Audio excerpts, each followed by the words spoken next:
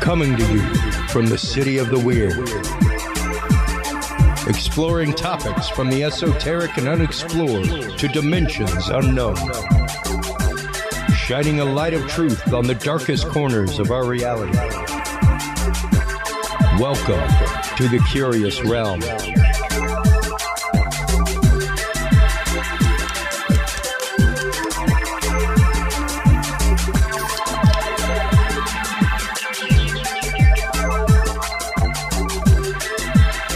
Good evening, friends and curious family. Episode 88. We are creeping up so close to episode 100, and I can't wait. It's going to be a great episode.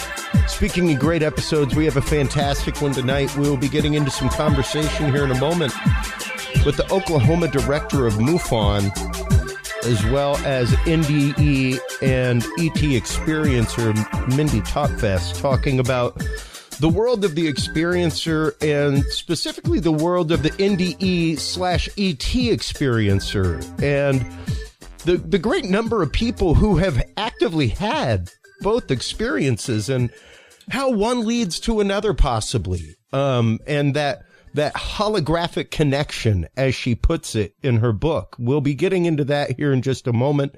After the commercial break, we will be joined by our good friend, Sev Tok, the author of You Have the Right to Talk to Aliens. She was the MC at last year's MUFON Con. This year's MUFON Symposium is happening in Virginia. That will be coming up, Cincinnati, Ohio, coming up August 24th to 27th. Make sure to stop on by and buy your tickets for that, folks. MUFONsymposium.com. Curious Realm is an official sponsor of this event. This is one of the many events nationally that we have put ourselves behind as sponsors. I highly believe in the work of MUFON. I am proud to say I am a MUFON lifetime member. I am a MUFON benefactor. I could put my money behind politics if I wanted to. This is one of the causes that I choose to support. One of the many others. We were saying, stay tuned for epic episodes. This upcoming week, as a matter of fact, 2 days from now, I leave for the IRVA, International Remote Viewing Association and Monroe Institute Conference, of which we are a sponsor as well. That is the one that is in Virginia, which is why Virginia was on my mind a second ago. But we will be going there, covering the event, talking to speakers, presenters, researchers, authors about the world of remote viewing and binaural beats, meditation, things like that, brainwave functioning.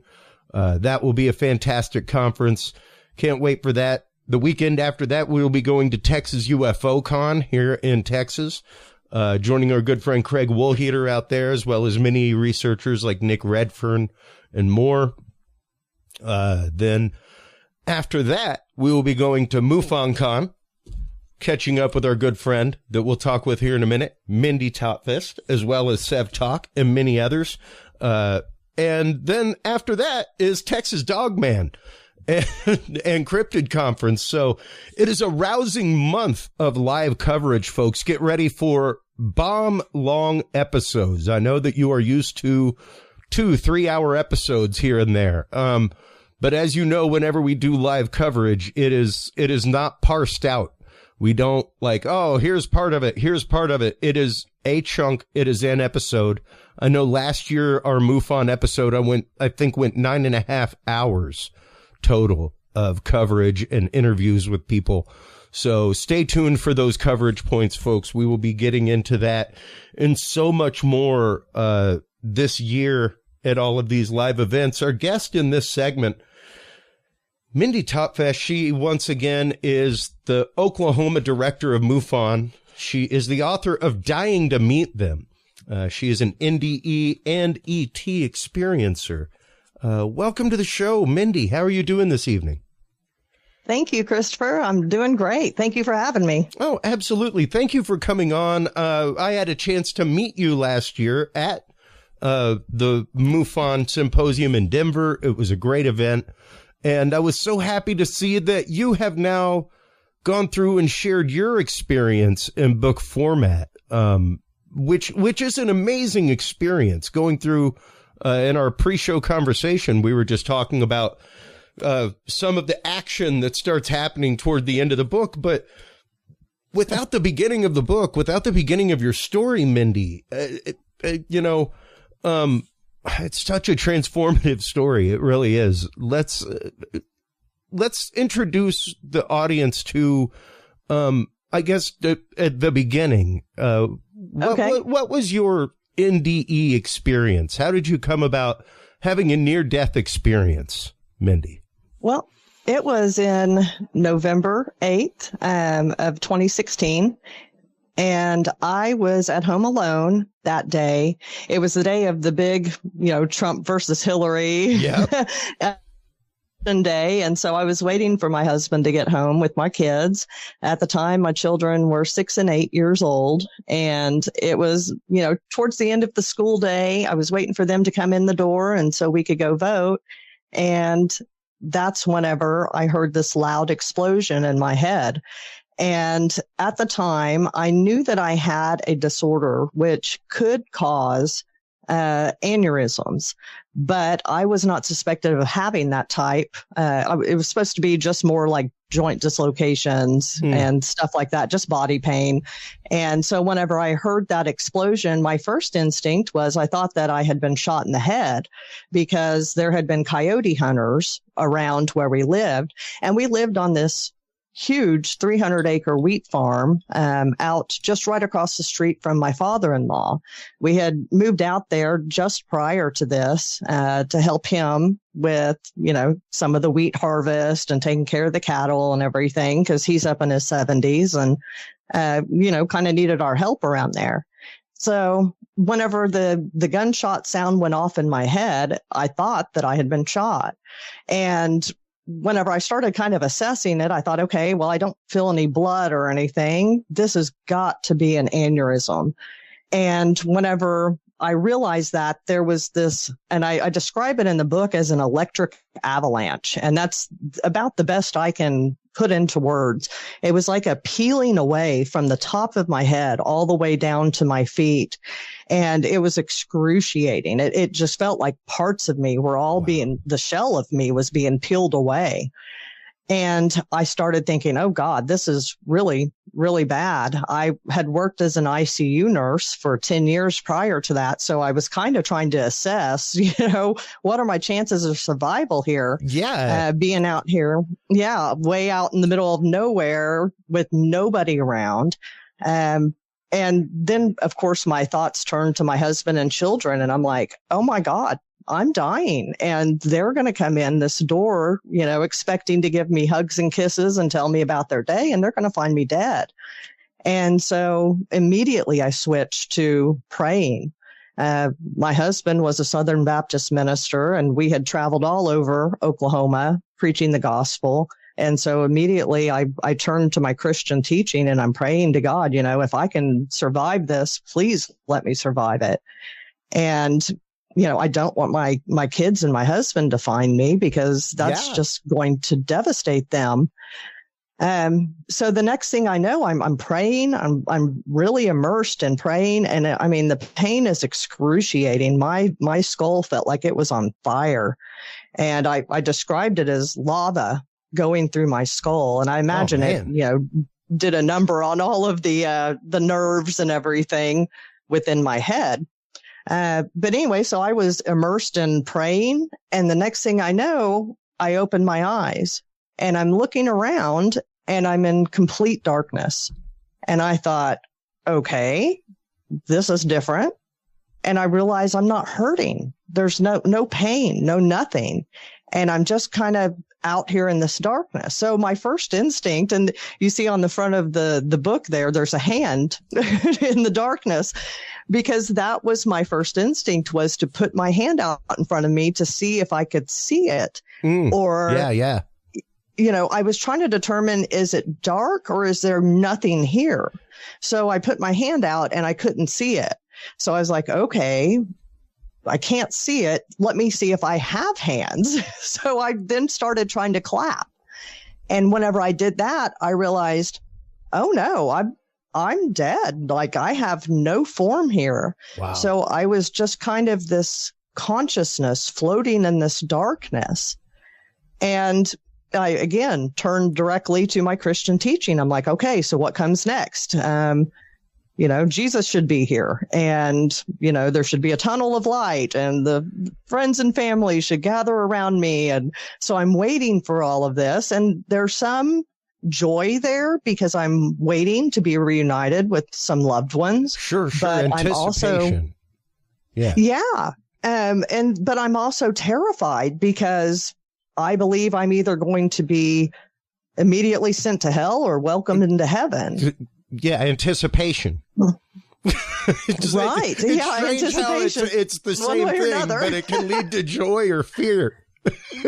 Right. Well, and, I had been baptized and saved and everything, and I had that assurance. But when you are over there in that moment, I don't see how anyone could not have a little bit of fear. Well, it's that moment of there are no atheists in foxholes.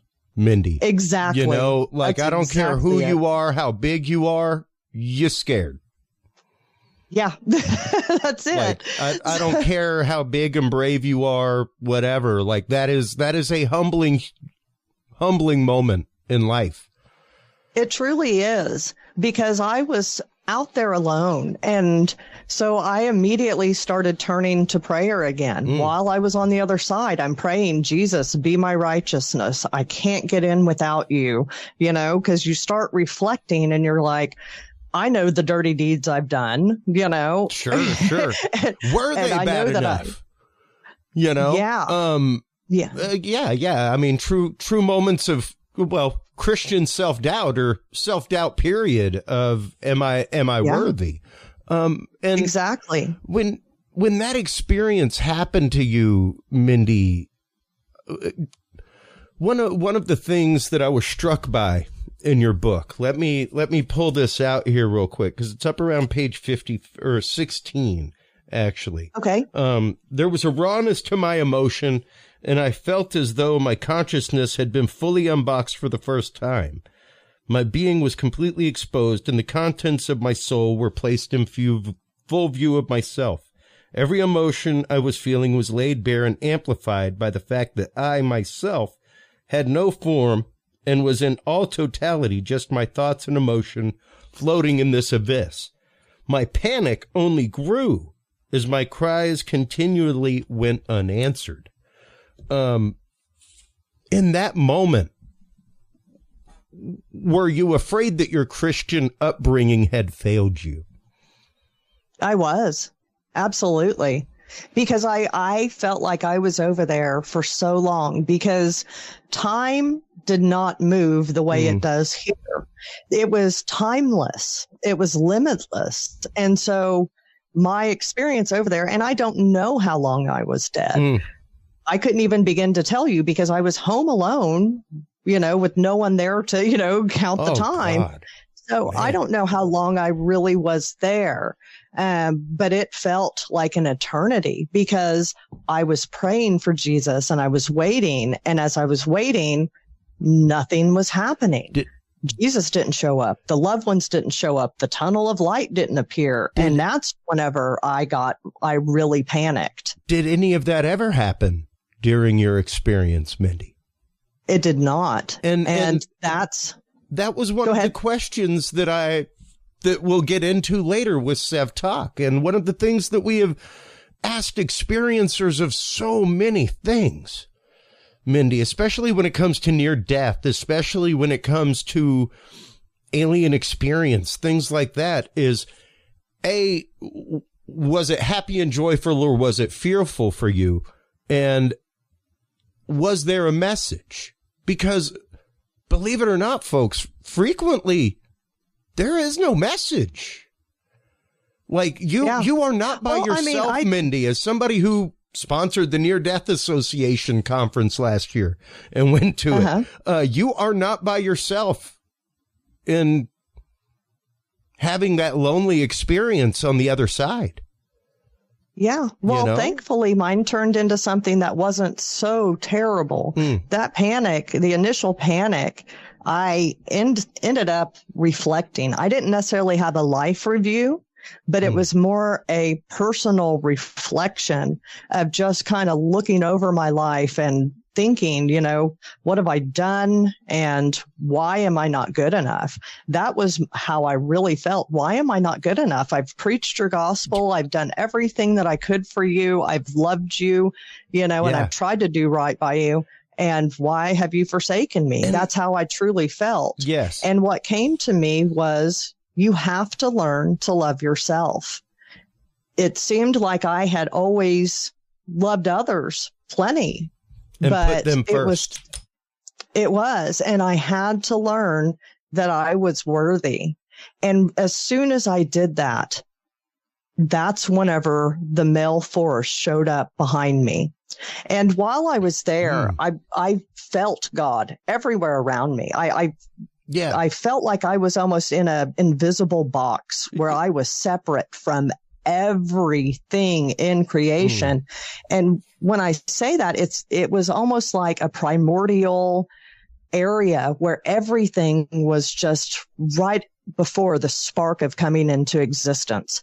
Everything existed there, and I was separate from it. And I had just lost my husband and children. I was devastated because I was no longer with my husband and children. I completely lost people that meant the most to me.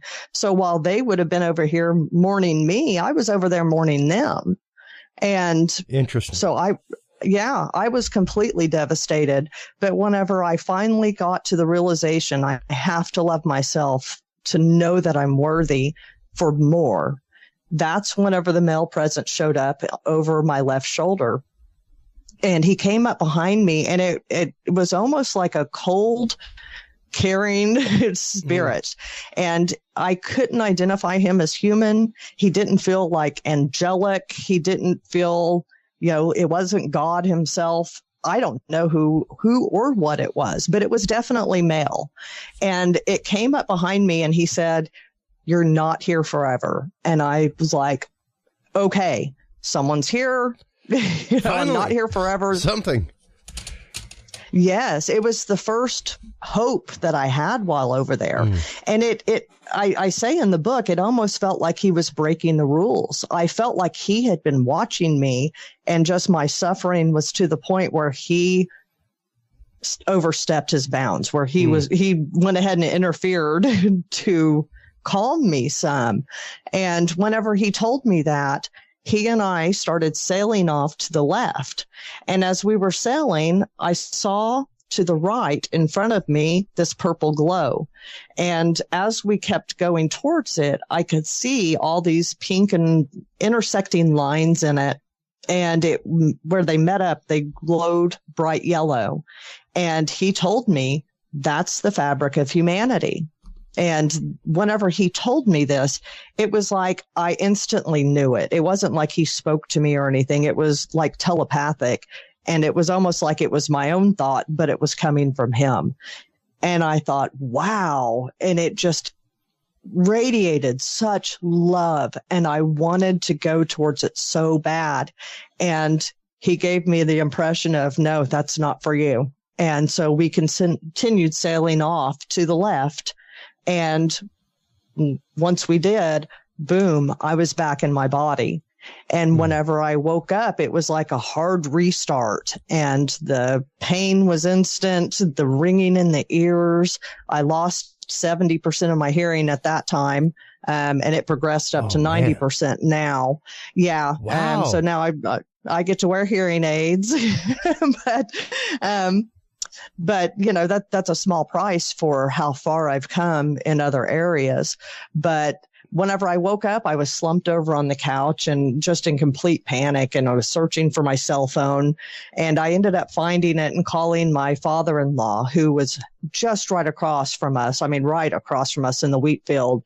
And whenever I called him, he heard me slurring my words so bad that he knew immediately something was wrong, and he just ran across the street, and he was in the living room within 45 seconds, a minute, and was there with me. So I knew at that point, okay, someone's here, my children aren't going to find my body, and I have a chance of beating whatever has happened to me. Wow. And what, come to find out, Mindy, what was it exactly that had happened to you?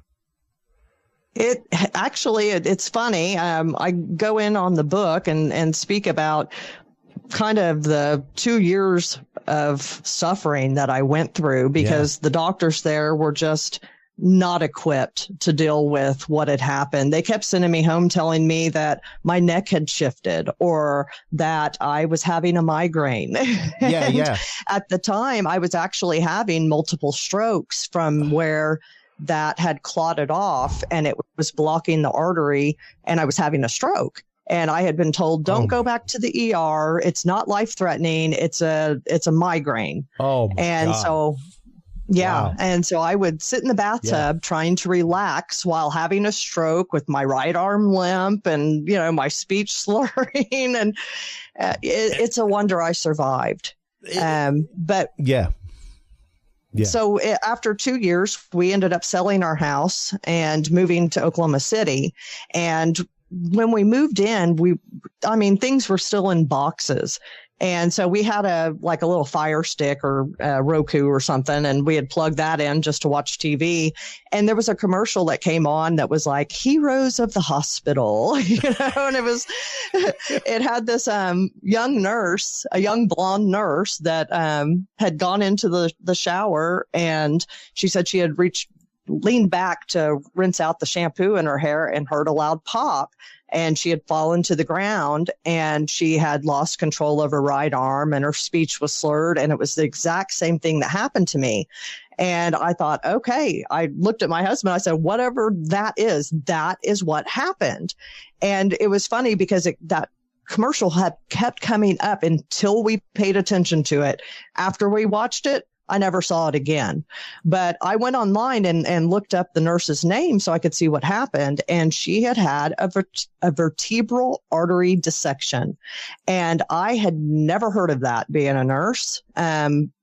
And so I ended up calling that doctor who diagnosed her and went into her, and she probably thought I was nuts because this is such a rare condition, a rare happening. And so I'm going in and I'm bawling to this doctor. I'm like, it's just like the nurse in the commercial. I know that's what happened. She's like, you understand it's extremely rare. Yes, I do. But she sent me in for the testing, and within 2 weeks I was in and they had found it. And I remember the radiologist kind of waking me on the table, and he's like, we found it.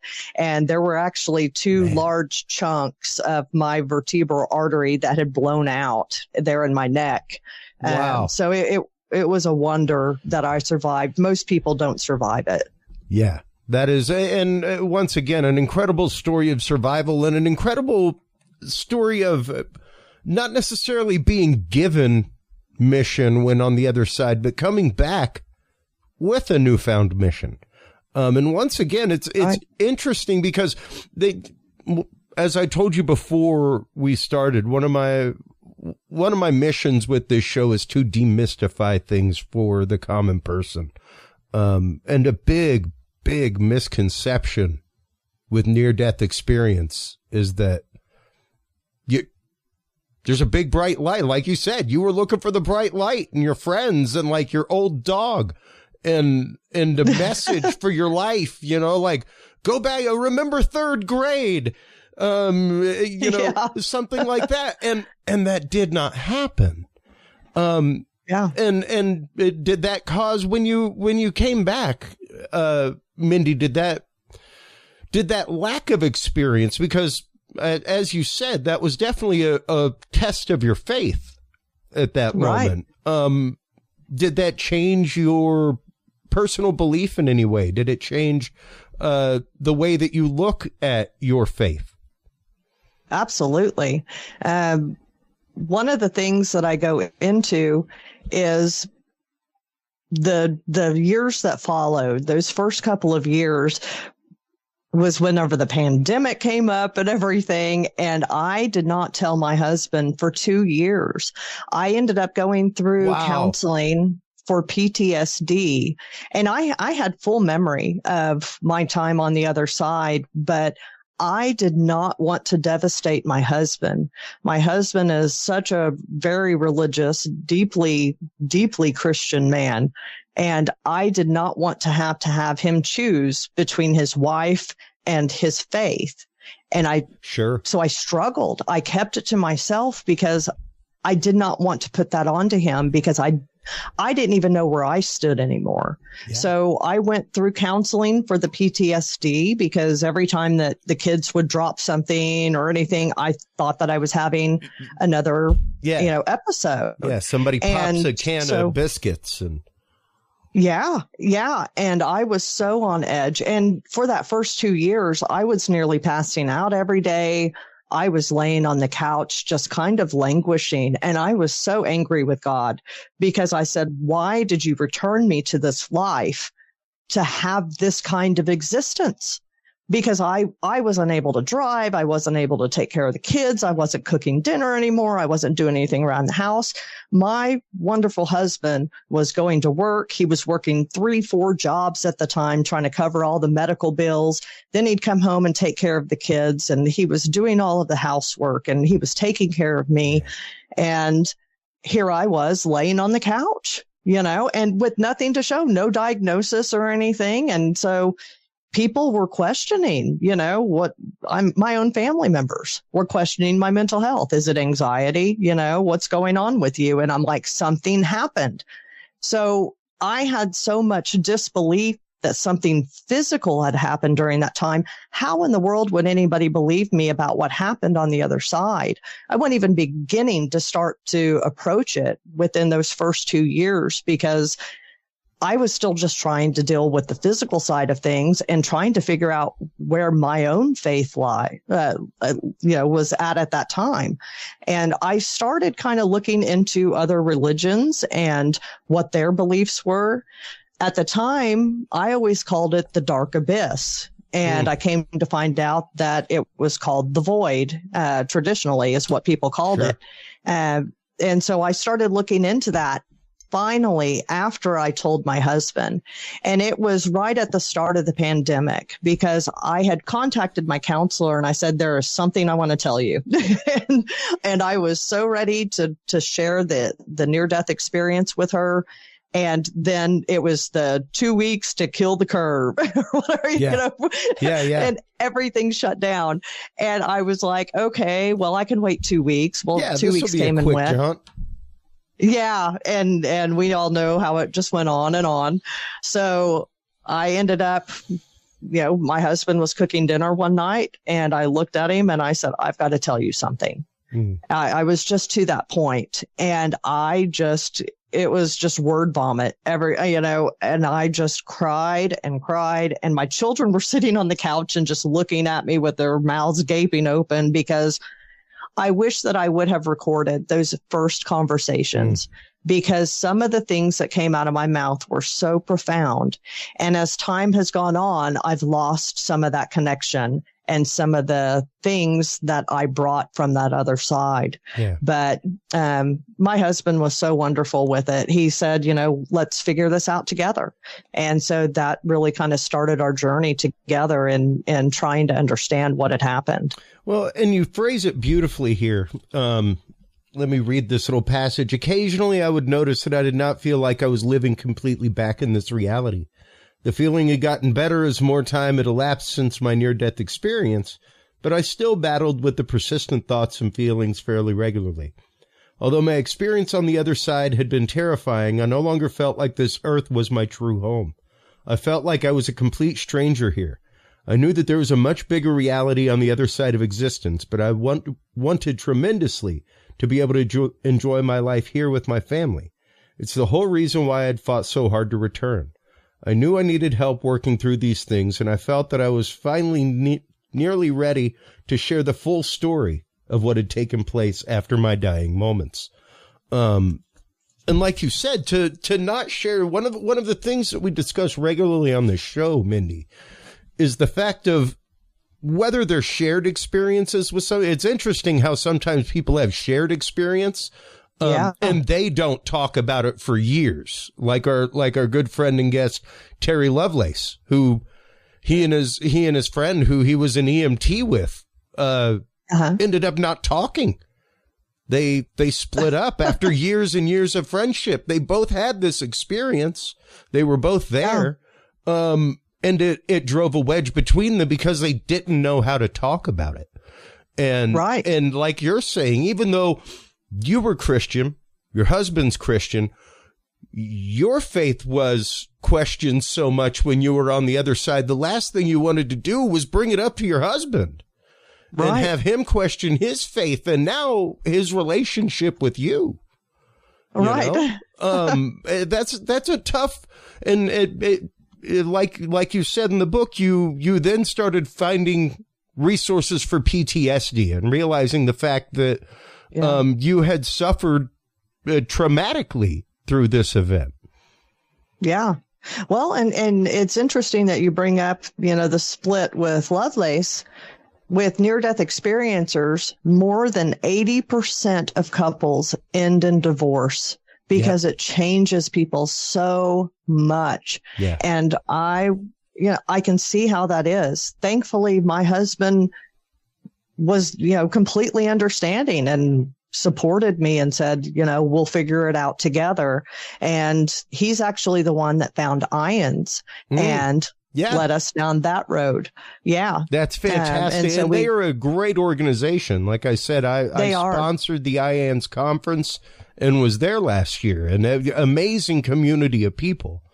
That was an amazingly moving event. So much so that the energy, I think, was actively responsible for me partially getting sick.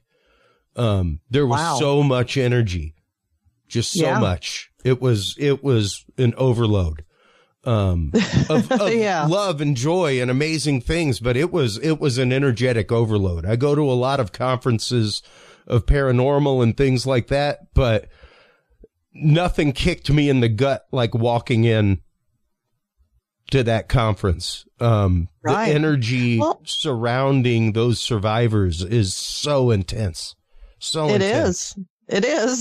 And when I'm sure my friends will tell you that too. Yeah. It's one thing to be in the presence of one of them. It's another thing to walk into a room of like 500 of them. Full of it. Yeah.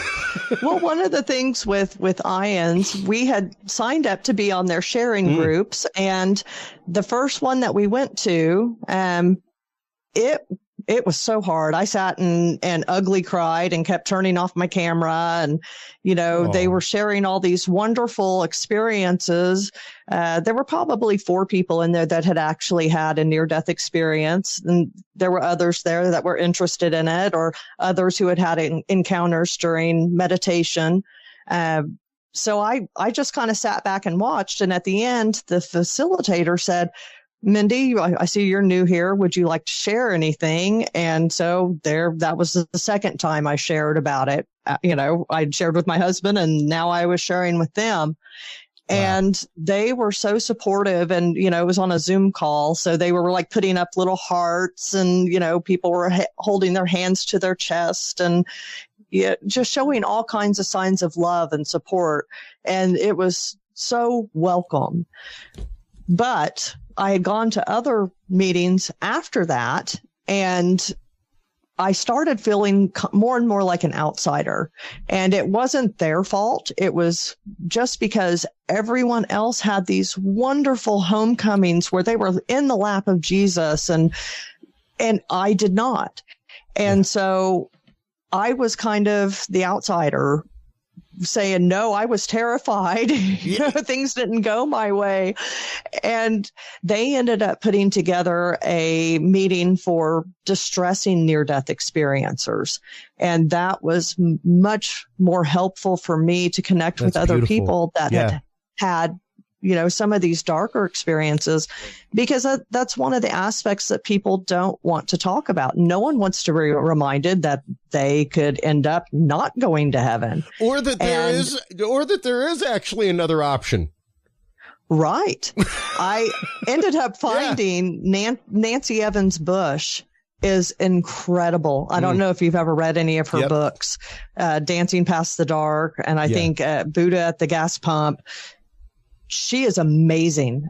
She had a distressing near-death experience. She actually coined the term distressing near-death experience, and she worked as the secretary for Dr. Ken Ring and them at IONS for years and years.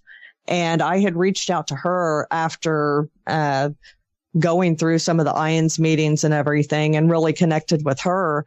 And she has just been a wonderful guiding light for me. That's great. And accepting what had happened and seeing the bigger meaning out of it, and understanding that that was exactly what my spirit needed. Because I've told people before, if I would have gone to heaven, I would have probably come back here and been like, well, I know where I'm going. Yeah. Yeah. But this has would it have really changed you and catalyzed you in the way that your experience has, you know? Right. Or would it have led you just down a road of comfortability as to what you were already doing? Exactly. And the impacts you were already making. And that's a very, very good self-analysis question coming from a literal PTSD sufferer at a time of PTSD, Mindy. So kudos to you. It's not easy, number one, to admit that you, A, have had an experience, and that, B, your experience is not a pleasant one. It's something that I discuss on the show regularly. Like I said, I like to demystify things, and for some reason, Mindy, and don't get me wrong, with the desire for the event comes the desire for research, you know? Yeah, it does. But at the same time, if you're out there and you're looking at the skies and you're like, you know, I'd love to be taken by an alien craft, feel free to read one of these books. Yeah. Any one of them. Because rarely does it start out with, so my experience was fantastic. It was amazing. Yeah. It was everything I dreamed it would be and more, you know? That's not how the stories start, unfortunately. And yes, there are numerous stories of people visiting the other side, going beyond this life. And like you said, Mindy, either not having a message and being lost because of that, because of the misunderstanding, even Christian wise, not Christian wise. There is a generalized understanding that when you die, like, there's a light and people say howdy, you know, things like that. And not necessarily the case. And that might be frightening to you if what you were expecting is the howdy, you know? Right. That's something that I get into in the book, is the opposite of the dark versus light. And within the UFO community, we typically, in the past, we've seen more of the frightening side, where it's more darker and, you know, things like fire in the sky, war of the worlds, communion. It's all kind of fear-based. Yeah. And on the near-death experiencer side, most of it is all light and love and positivity. But there is so much gray there. And there have been so many studies now where UFO experiencers, not all of them, it may start off as a frightening experience, but they actually come to look forward to their contact experiences. Yeah. One of my good friends actually had an alien healing from a reptilian. That is one of the going in very interesting fields of study with the ERT, the Experiencer Resource Team with MUFON, especially the new work being done by Kathleen Martin, her new spiritual survey in regards to UFO UAP experiencing and experiencers of contact. It's phenomenal to see how things are opening up in that way. And Kathy, how many cases there are of people coming back with, once again, either being healed of something or having healing qualities themselves, having messages that they have been given, or having visions afterward. It's a literal frequency shift. And if you consider just merely the physics All right. I mean, I used to work broadcast, for example. Okay. And there were physical affects to working in a broadcast studio and being surrounded, like you see all my gear up around me. Imagine more gear than that and monitors everywhere. When you walk outside, you smell lightning. Oh my gosh. Like, because you've been in an ionized atmosphere for so long. Like, right. You smell like the remnants of a Tesla coil. Like, I can taste pennies right now. Like, and that shifts you in a way. And if you were in contact with the technologies that it takes to shift time, shift space, things like that, you can bet darn tootin' that there would be residual affect upon your molecules of your body. Right. You know, and that you would be shifted closer to that frequency. You know, it fully explains why some people are able to see the object right next to somebody that can't. Yeah. You know? Yeah. And that's what we see. That's one of the correlations between the UFO experiencers and the near-death experiencers is these after changes, the after effects that we see in people, and they, span the gamut, but they are consistent between both types of experiencers. And you had mentioned Kathleen Martin. One of the important things that she found within the ERT survey was that 55% of abductees have had a near-death experience, whereas the general population, that drops down to about 5% at best. So why are near-death experiencers then having UFO experiences? And I talk about that later, chapter 8 and 9 of my book, about why I believe that we are seeing that correlation there. But whenever I first started noticing it, after I had my vertebral artery dissection, I had another setback. I ended up back in the hospital, and I mean, my blood pressure was 40/20. I was not doing good. Wow. And so my husband and I were talking about funeral arrangements. And one of the things we discussed was, what do I want to do while I'm still here?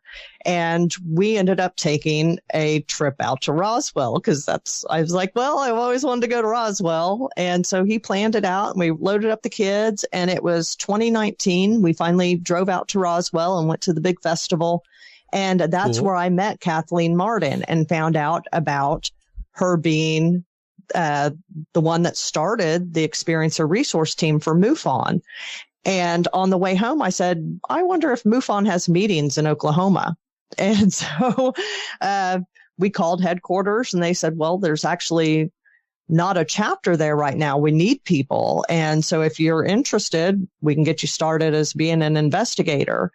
And I said, okay, well, I'm still not in the greatest health, but starting off, most of it was online. So I said, this is a great way I can get involved. I've always wanted to do this. And so I took the leap and joined MUFON and became a field investigator. And then within a year, I was promoted to state director. And then I went on to become dean of MUFON University to try to revamp some of the training for MUFON. Which I am so excited about. That's steady climb. Yeah. Because honestly, and I've got it right here. I've got my Rush Limbaugh, that's right here on my hands, folks. I've got the field investigator manual. And for those of you who wonder, like, oh, maybe it's not a thorough thing. Like, that's 2 fingers thick, Jack. That is as thick as any textbook for college I had when it came to biology or astronomy or anything like that. And yeah, it goes into forensic data gathering. It goes into how to properly take witness statements. True, one of the issues, Mindy, is the general availability of field investigator training. So the fact that y'all are taking MUFON University to the next level and to the internet and to digital learning, that's so fantastic. Because otherwise, of course, MUFON Symposium, everybody. I mean, come out to the MUFON Symposium. One of the first day, there is a 7-hour-long field investigator training. There are opportunities like that. There are regional field investigator trainings, that kind of stuff, of course. But yeah, it can be hard to become a field investigator in some states because, like you said, Oklahoma didn't have one until recently. Right. And that really is what got me started on the whole, we need to revamp MUFON University, because the platform it was on is kind of old. It was built, I think, 12 years ago, and it's just been stagnant. And whenever our old director of investigations had to step down due to health reasons, then that training that he was doing was no longer being provided. And so I got with Terry Ling Kill, who's director of membership. She's one of the board of directors and my best friend within MUFON. And we ended up talking for like 6 hours one night. That's the first night that I met her. And we stayed on the phone and just talked about everything. And one of the things that came up was MUFON University. And I said, why can't we take these trainings? Why can't we film them and put them on to MUFON University, revamp it all, and standardize all of the training and do a case walkthrough, show people how to actually investigate UFOs. And that's where that got started. And our executive director gave us the green light. And so for the last year, that's what we've been working on. And at the symposium, we'll finally be able to release it to our state directors, and all of our field investigators will be able to go through it. So I'm super excited. I cannot wait for the official release. That's going to be so incredibly awesome for you guys. And oh yeah, it's great to see that once again, because one of the conversations I've had with a few people is the fact of, for instance, I'm a 4th degree Knight of Columbus. Any chapter I go to, they love me, Mindy. You know why? Because I'm under the age of 70 and I'm a Knight of Columbus.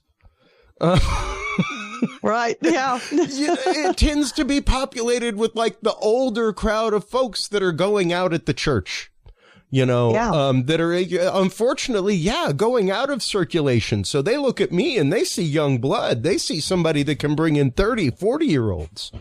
That can bring in a whole new conversation. And it's fantastic to see people like you going out, attending things like the Oklahoma Horror Convention and having a table there, in all sincerity, because that is where the conversation's moving.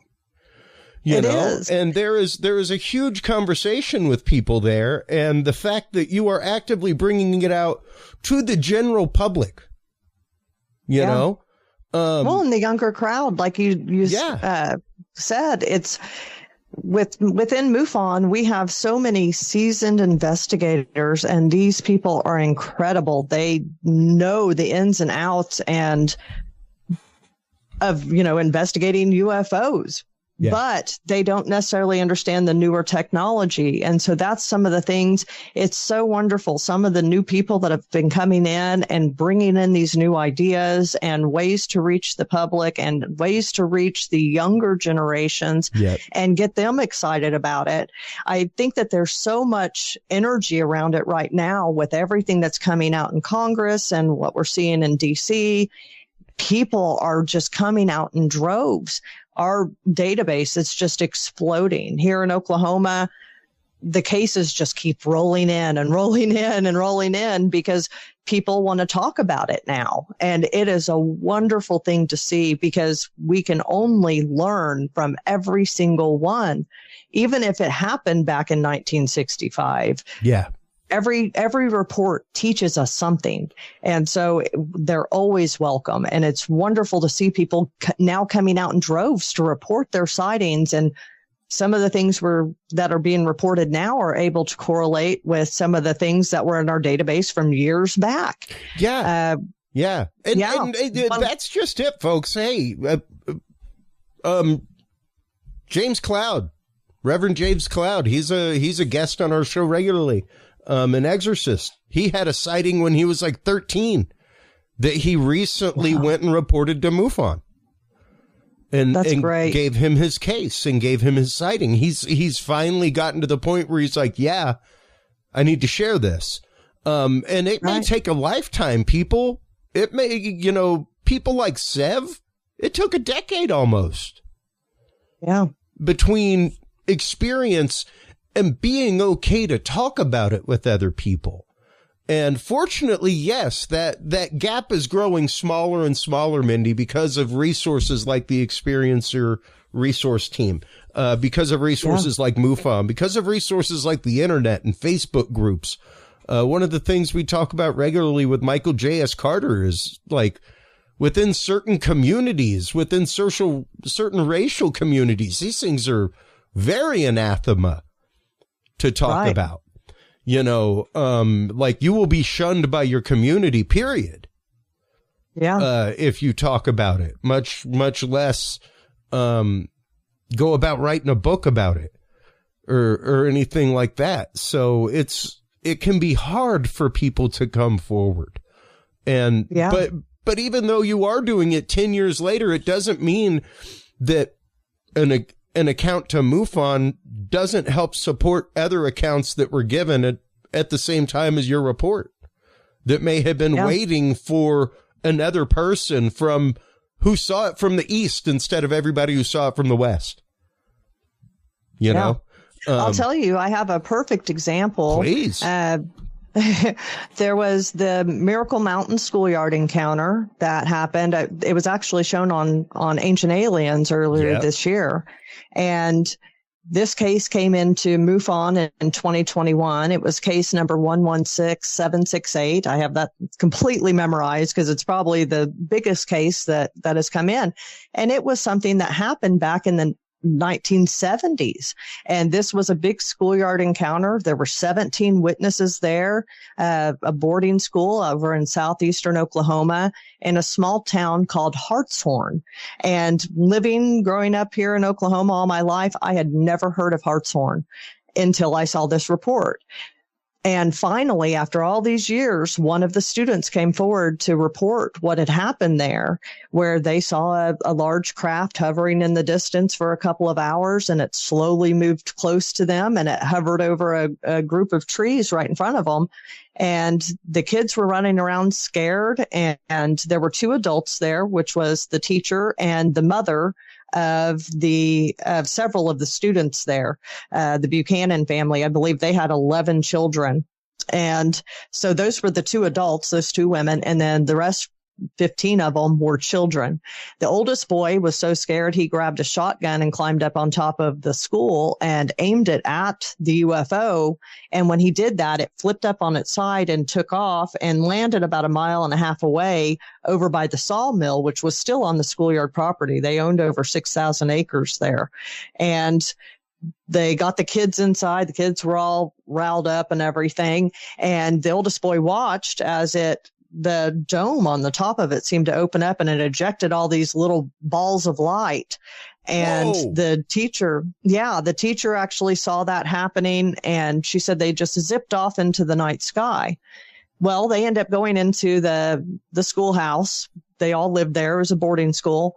And she said that the kids were so scared. There were kids hiding under the bed. She was trying to pull them out, and they ended up sleeping in the living room by the fireplace while the oldest boy stood guard with his rifle, because they were seeing something outside of the window that was like shape-shifting. They couldn't tell exactly what it looked like, but there was some kind of entity out there, and it was banging on the walls and everything.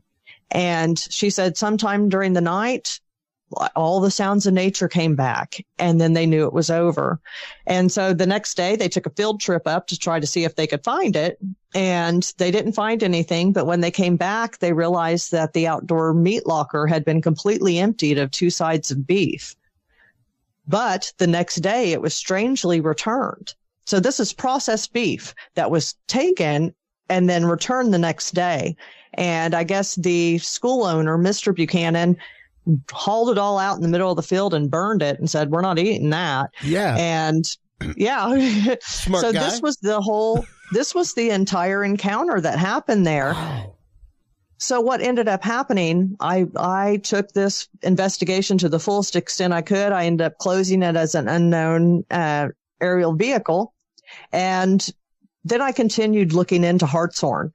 And as I kept coming across a name, Hayden Hughes. And he ran the International UFO Bureau here out of Oklahoma City. And he started it back in 1957. And he was on site in Hartshorn. There were sightings that were happening. I now have taken over the entire International UFO Bureau. His wife, Bonnie, has generously gifted me all of his files, and I've been pouring through them. Yeah. And Hayden was incredible. He was an incredible investigator. And I am just so grateful for everything that I have now, because it is corroborating everything that was said by these kids that happened back in the 70s. And it started in this small town. There's only about 2,000 people that lived there, and they had hundreds of sightings between the 60s and 70s. They had over 100 sightings just within 1 8-month period during the 60s. And so we're uncovering all kinds of accounts now that are serving to corroborate what this schoolyard encounter had uncovered. This is just the case that just keeps going and going and going, because there's so many other cases linked to it. Wow. And I see you showing there with Hayden. He did the Heaven's Gate stuff I was telling you. Yep. I ended up getting tape recordings of him interviewing some of the cult members and with Applewhite and Nettles, which they went by the two, or they sometimes were called Bo and Peep. Mm-hmm. And they came in and visited with Hayden Hughes and Brad Steiger several times here at the International UFO Bureau in Oklahoma City. Yeah. And there are several tape recordings of them speaking. There's a lie detector test, which they passed. And, we know what they ended up going on to do, but, Hayden was almost convinced. It's interesting, Mindy. We spoke about that not too long ago on this show, the Heaven's Gate. And, I just watched the whole documentary, and I sat with my wife, and that was happening. I remember the contacts happening here in Texas before they went and moved. It was right up around the same time as David Koresh and everything else. Mm-hmm. And I moved to Dallas right as they moved out. Wild stuff. And I sat with my wife and watched that, and she was like, "My God, I can't believe that they did that." And I was like, "How? I can't believe you can't believe they did that." Yeah. Like, to me, it made perfect sense. They had suspected they were moving in that direction. And Hayden actually talks about several strange run-ins that he had with them where they seemingly vanished. There was one where Applewhite actually gave him a thought code sequence. And he said, if you ever want to contact us, send out this thought code sequence in our direction. And so he tried it 14 months later. And the next day he got a call. Whoa. And he tried it again. And they called him again and said, we received your communication. And so they had some kind of abilities that they were tapping into, but obviously it doesn't, support what they ended up going on to do. No, but I've been keeping an eye. I don't, and once again, I do not espouse what they did, but right. But as far as true believer goes, I can feel why they did what they did when they did it. Because yes, they were absolute true believers in what they believed. They were, and in what their experience was. And I don't, and even to see once again, because the one thing, that all of these experiences have in common, paranormal wise, Mindy, is alienation, and the feeling of alienation afterward. The feeling that once again, you are the only one solely with this experience. And it used to be a different world, for those suffering the PTSD of one of these experiences. finding a support group, finding a group of like-minded individuals. I mean, once again, hey, you may not even have a MUFON chapter in your state, you know? So where do you go for help? Where do you go to find somebody of like mind, of like experience, you know? And that's hard. And it can be very, very hard to process things. Now, your experience UFO UAP wise, let's get into that real quick and how it connects to your near death experience, Mindy. Okay. I know we're getting short on time. We're right That's at the hour. Is that okay? That is up to you. The conversation is great. We are not hard on an hour. That is why I pre-record my second guest. So we can always go longer than an hour. That is firmly up to how much time you have. So okay, perfect. Well, I was going to say with on the Heaven's Gate front, let me wrap that up really quick. Yes. Hayden Steiger actually went on to write a book called Inside Heaven's Gate, which they talk about all their time with the cult members and kind of their revelations and working with them. So I would highly recommend that to anybody that's interested still in Heaven's Gate and just how kind of, cults are formed and how that ended up playing out. But Hayden was, the number one expert on them for the most part. I mean, he worked with them intently. Oh my goodness. I'm sorry. Sorry you own that. It's not an actual patch, folks. Just so you know, it's not like I went on some some morbid eBay auction. There was a company that I found that had made them. And I was like, oh, well, I've got to get one of those. So, yeah. Well, I was going to say, I have my away team patch ready. Oh my goodness. I have been keeping an eye on them lately. There was a gentleman named Swody that there were two of them that stayed behind to run the website. So the Heaven's Gate website is still up and going. And then Swody, he has a female friend. I'm not quite sure what her name is, but I believe that they're trying to kind of reorganize now. And the way that they had their meeting set up, they were set up on the stage just like Applewhite and Nettles used to set up theirs. So now I know what my tomorrow is all about, Mindy. Okay. I've got to track them down and have them on the show. Because to know that, well, I mean, I am open-minded. I myself have had some wild experiences in my life that I cannot explain. They led me down spiritual paths in the world. It's what led me to join the seminary, was a moment of ecstatic faith and being in true presence of what I know to be my God. And sharing that with people who I figured would be of like mind and very supportive of my experience. Not so much. Because, I mean, it wasn't their shared experience. Yeah, people have a hard time comprehending if they haven't had these kind of encounters. But like I said, whenever I started speaking about it, people were so open to me. And I don't know if it's the authenticity that they see or what, or just the pain, maybe people don't want to offend me, but I was lucky to find MUFON and wonderful camaraderie there with people that had experienced things differently than I had, but they understood the fear that came with it. They understood the changes that your mind undergoes afterwards and the searching and trying to put together this huge complex puzzle of the universe. It opens up every question known to man. Yeah. So, you have to find somewhere to belong.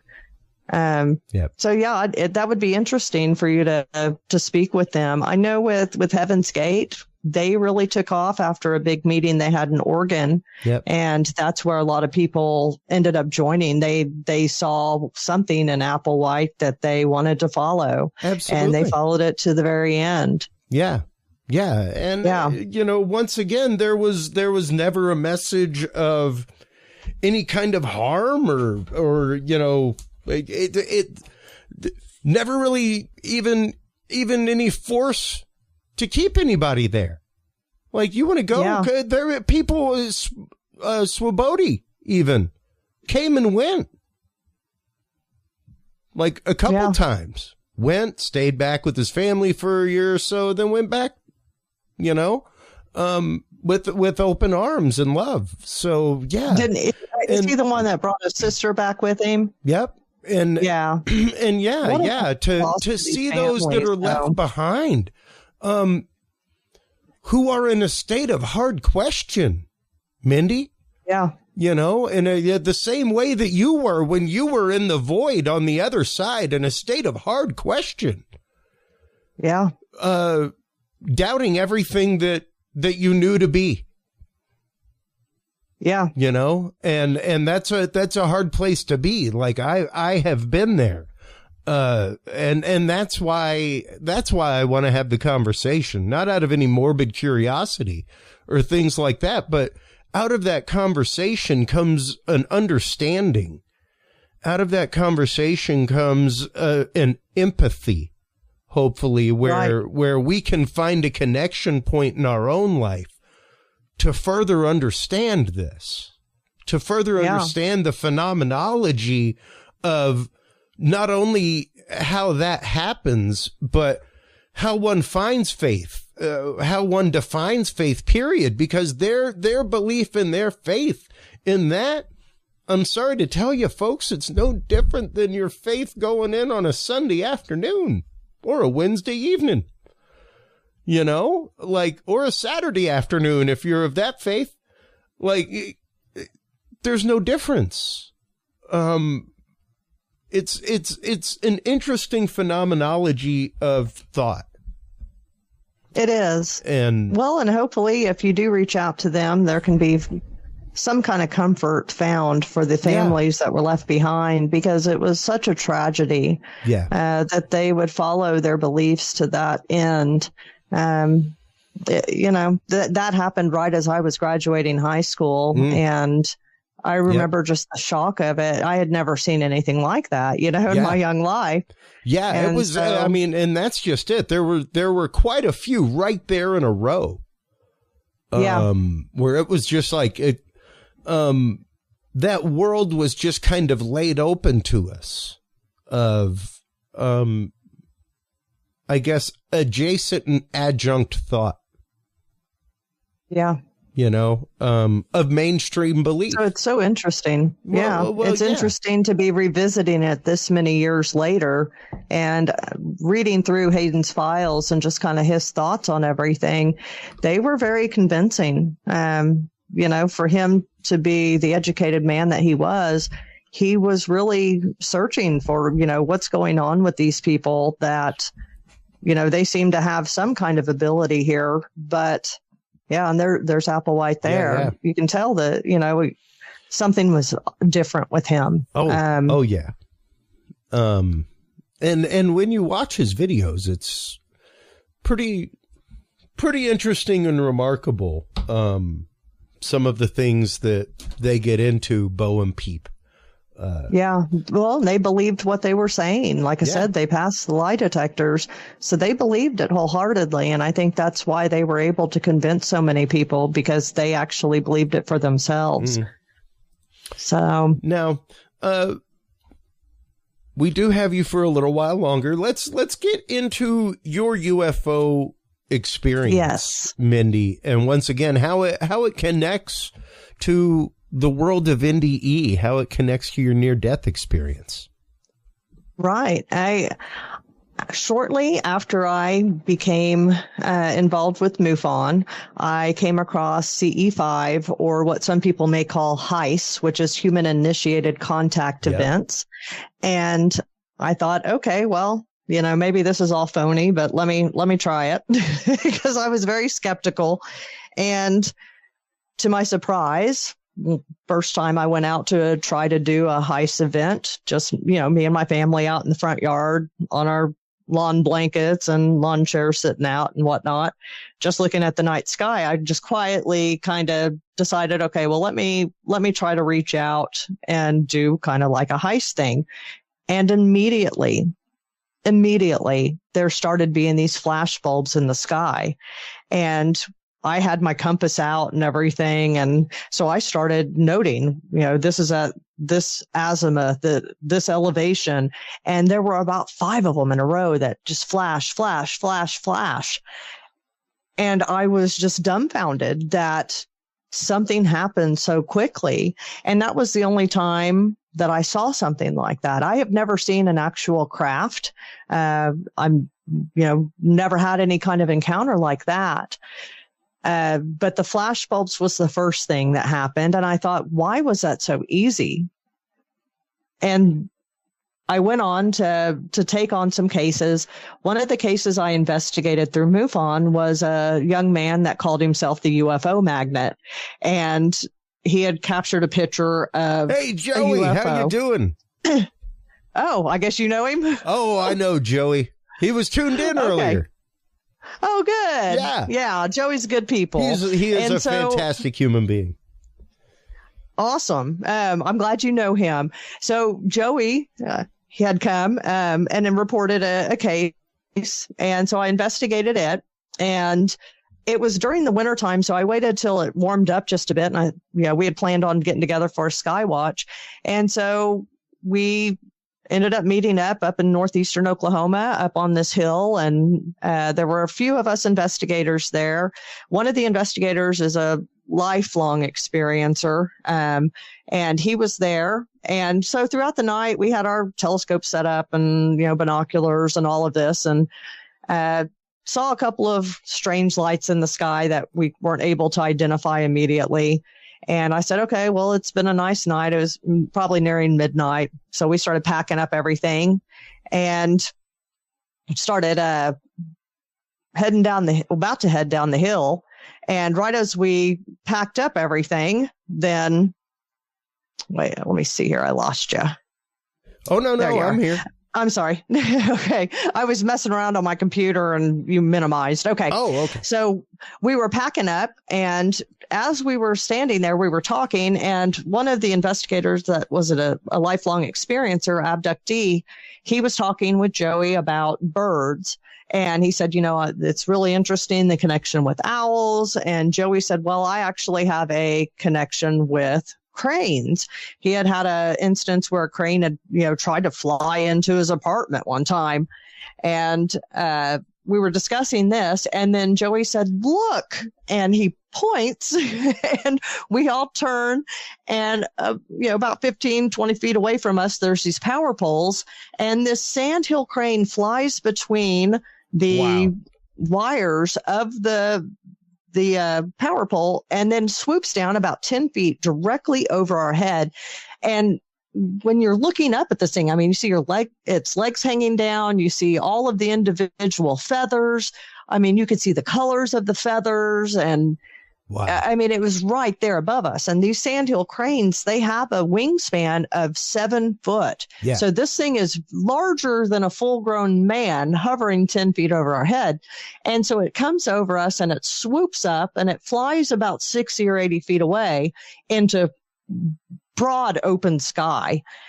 And then it just blinks out of existence. It just vanished right in front of us. Wow. And we stand there and we're just watching, and your brain's trying to comprehend and catch up to what just happened, because there's no trees or anything for it to duck behind or anything. This thing was up in mid-air and it's still huge in our view. You think of a 7 foot structure about 60, 80 feet away from you. It's large. And so this thing was there was nowhere for it to go. And so we just stood there for several seconds and then just gasped like we were waiting for it to come back, or, what it was going to do. Man. And we just kind of went, wow, okay, well, that was different. And that's the most spectacular thing I have ever seen. And I've said it before, my brain still tries to wrap around what I saw. When I'm telling you this right now, I don't fully believe it because it was so bizarre. My brain still cannot wrap around what I witnessed. And I know I saw this bird because there were 5 other witnesses there. Everyone else saw it too. And you know, I had an experience. My buddy Billy, shout out to Billy Stewart out there from high school. I'm still best friends with my best friend from high school. And we had a shared experience many years ago. We used to get together at New Year's Eve at a friend's house. And you know, it's New Year's Eve. You're in your 20s. You do what you're doing. Like we go out on the bayou and pop fireworks and drink whatnot, drink some more and whatnot some more, you know. But right next door to my friend's house was another guy that we went to high school with, Ari. Ari was on the spectrum, Mindy, on the very high order of the autistic spectrum. Very functional, but at the same time, very dissocial. Right. Now, Ari had an incredible memory, such to the fact that he would call the Astro World payphone numbers from our high school cafeteria. He would call other high school cafeterias and just talk to whoever picked up. He had the phone numbers to all of the malls in Houston memorized. Wow. That's the kind of memory that was on Ari. Now, one night, one New Year's Eve, we were walking back from getting beer, things like that. And we were looking up, and there was just, and this is the true definition of UFO and why I will never go beyond the definition of just unidentified object that was flying. I don't know what it was. It had no shape. It was not shiny, didn't have lights. It was just like this amorphous mass that was moving through the sky and blotting out stars as it moved. And then it vanished. And I mean, like the size of a house in the sky. Huge. Wow. And we were all like, did you see that? Oh, man, you know, there's some things involved tonight. Who knows? The next year, we went for our New Year's tradition. We went to Jason's house, fireworks loaded, beer ready. Ari's face pops over the fence. Hey, guys, what's going on? Nothing much. Man, you think you're going to see something in the sky like we did last year? Oh, my God. That was real. Because we thought maybe, hey, you know, we were all on some pretty decent stuff. But when the sober person on the spectrum who has the Rain Man memory remembers seeing the object and describes it, all of our jaws hit the floor. All of them. Now, granted, one of us was, you know, he had had a few beers, but wasn't crazy. 2 of us were pretty lit, no doubt. But it was Ari's memory that brought us all to ring the bell of like, oh my God, that actually happened. Yeah. Until then, it was like, man, you remember that night that we were so jacked up, we saw that stuff? And that's how we saw it until that moment. And now my buddy just wrote a story about it, all kinds of things. And we just got to talking about it again. But in a different light of, wow, what was that? What was that? Now you have that confirmation. Yeah. And it's strange to look back on things once again, many years later and try not to have formed opinions, you know, to try to keep an open mind. But at the same time, to be able to have that open conversation with my buddy is fantastic. To know that we had that shared experience, but we are neither ashamed nor afeared to talk about it together. Is great because unfortunately that is so frequently not the case. As we were discussing earlier, you even had the crisis of conscience as to whether or not to tell your husband about your near-death experience. What does your husband think about your involvement with MUFON and with your UFO experience? Is that your sole UAP experience and sighting, Mindy? Well, and I do not share. I have had another encounter, but I don't share it publicly. That's okay. But it was much more in depth, just for personal reasons. But I have gone on to have a close contact experience through following the CE5 protocol. No, okay. No, this was something other. But I did have a close contact experience. After about a year of investigating, so this would have been in 2020 that this transpired, and I haven't really had anything since. But we find that there is such a huge connection between people that have had these near-death experiences, and then they go on to have contact experiences just like I have. And there was a definite progression of, how close it got to me. But following that, here in the last few years, I really haven't had much activity. I have more, paranormal type stuff with, shadow people and, orbs and stuff flying around our house, which is just kind of commonplace for my family at this point. But it seems like, the phenomena changes. But it still is always ever present around. And as that's happened, my husband now has witnessed the shadows. He's witnessed the orbs. Oh. He's witnessed some of these things. Oh. And whereas he never saw these things before. How does he feel about them? He's unbothered. If you don't mind sharing, I'm sorry. No, he's unbothered. Okay. He's kind of fascinated by it. And, he trusts me. He trusts my assessment of things. I don't feel threatened by anything that I have encountered, but I keep a positive light around me. And I think that it draws positive experiences. But he's a 100% believer, and he's completely behind everything that I do. That's fantastic. And he's my biggest cheerleader now. So yeah, that's great to hear, because it can be rough.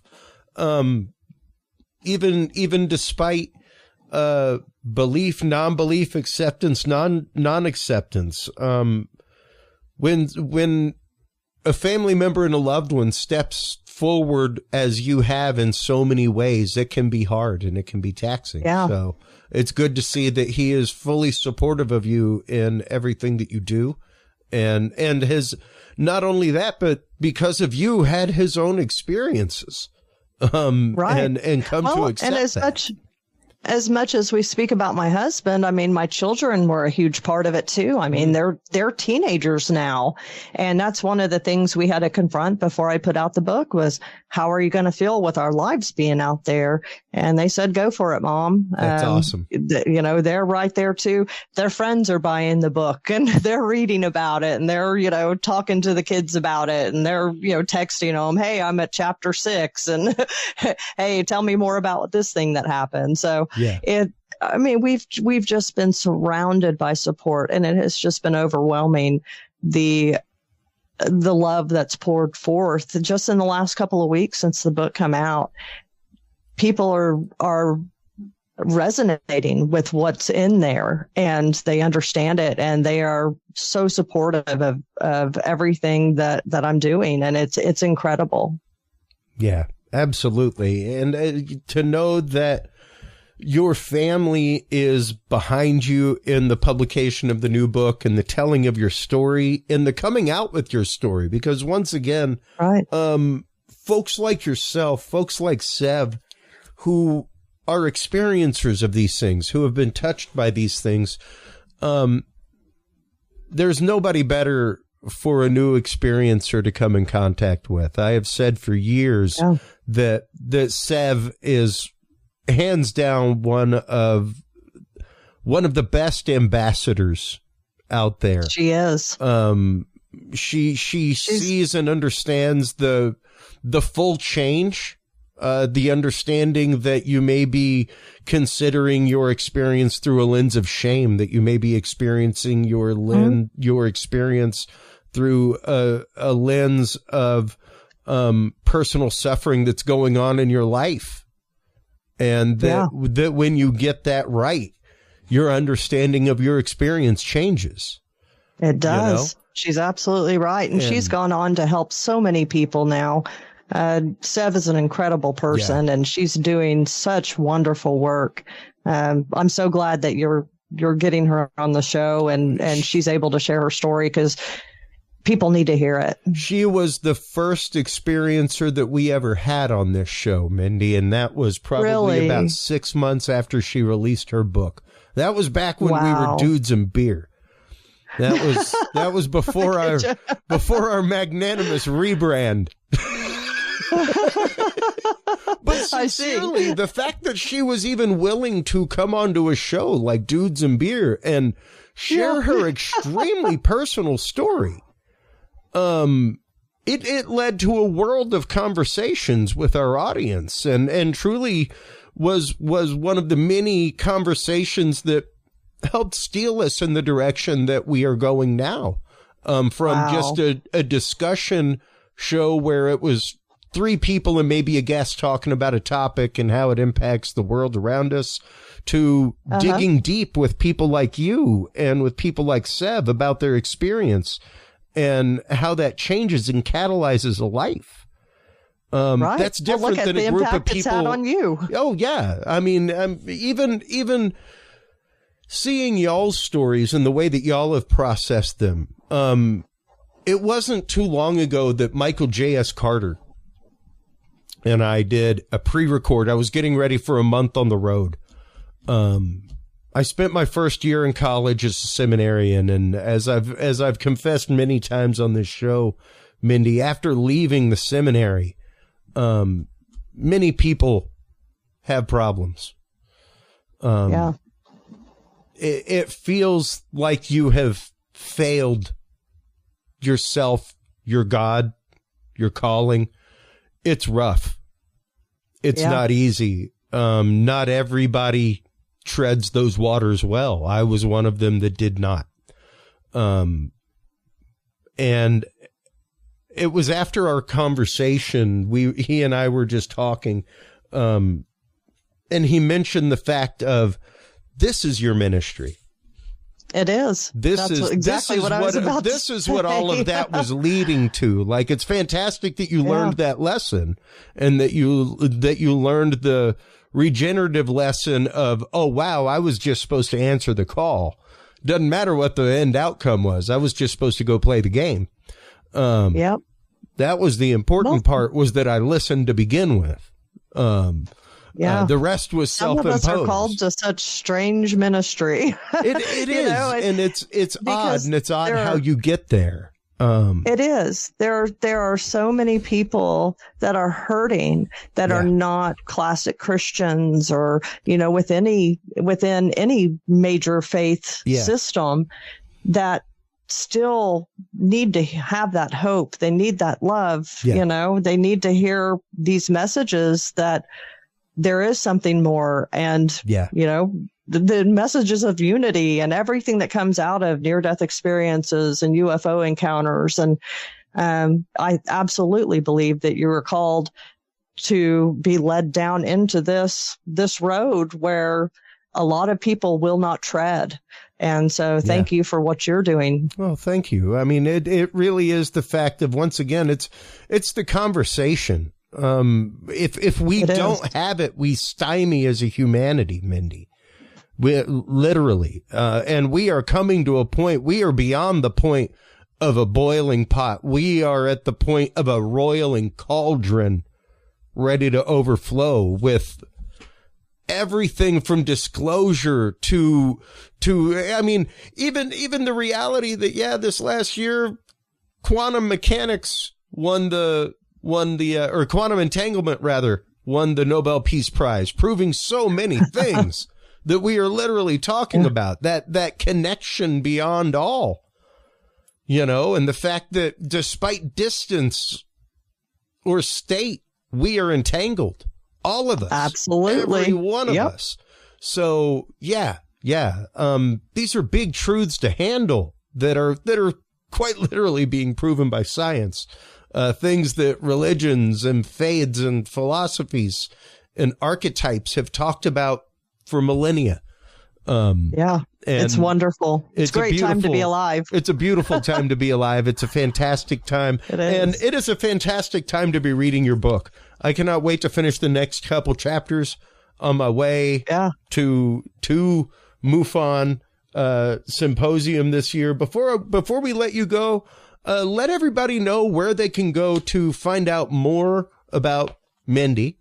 Where they can go to buy the book, where they can go to register for MUFON University, find out more, and all that good stuff. Shameless self-promotion time. Great. Well, they can find me at MindyTautfest.com. That's MindyTautfest.com. And they want to reach out to me directly. My email is NDE2TO to UAP at Gmail. And if they're interested in Oklahoma MUFON, they can go to MUFONOK.com. If they're outside of Oklahoma, MUFON.com, if they would like to become a member. And once people get started down the road to being a field investigator and pass the exam, then they will automatically be logged into MUFON University to take all of the new training that'll be available here in the next couple of weeks. The book's available on Amazon and at Barnes & Noble. So either way, be easy way to order it there. Yeah. Absolutely. And we, of course, as always, have embedded your book right there in our store with all of our guest books. Oh, awesome. So we make it nice and easy for everybody to find everything. You can always go to curiousrealm.com/store to find that book as well, folks. So, Mindy, thank you so much for your time, for your more than candid conversations tonight. Once again, I feel that's what's necessary with our humanity. That's where we need to be going with this, is being willing to have the hard conversations, being willing to stop and listen with open hearts and open minds. We have tried to convince people of a paradigm for too long, instead of literally just listening to what they believe, why they believe it, and leaving it at that. And experiencing humanity through somebody else's belief, vicariously. Enjoy the fact that somebody else believes differently than you. Rejoice in that. It's great. Honor that. That's right. Connect with people. Absolutely. Let's just love each other. Yeah. Can't we just all get along? It's simple. Mindy?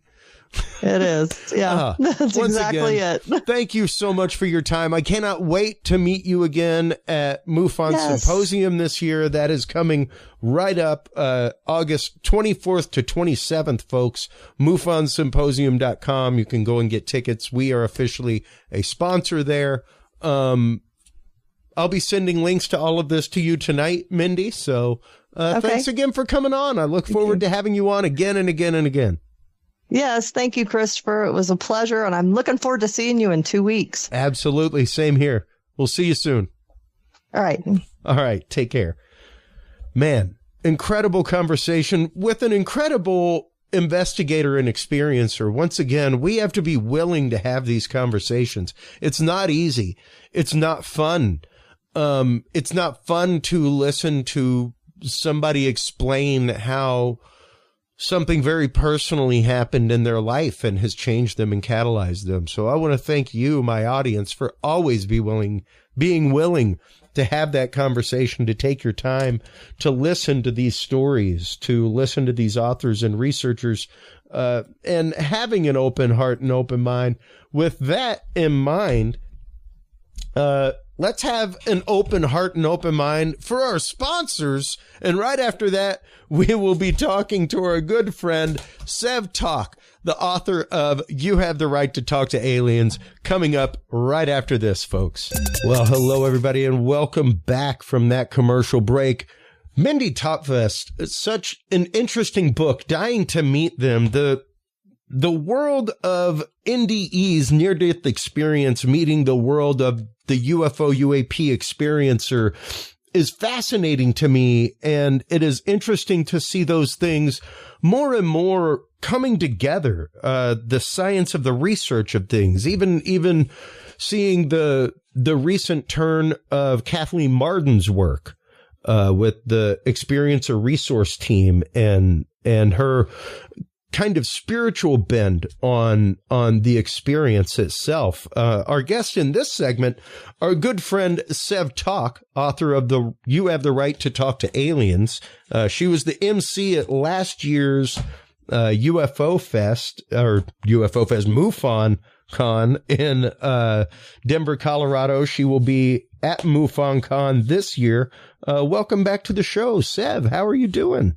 Hi, Chris. Always a pleasure to be your guest on Curious Realm. Thank you. Absolutely. I always love our conversations, and it is interesting, as we were saying before we started recording, to see the experiencers that have come to David Grush, people who have experienced other things other than just contact, and what do you, as a member of the Experiencer Resource Team for MUFON, how do you think that impacts the world of disclosure right now and the world of the experiencer, Sev, as an experiencer yourself?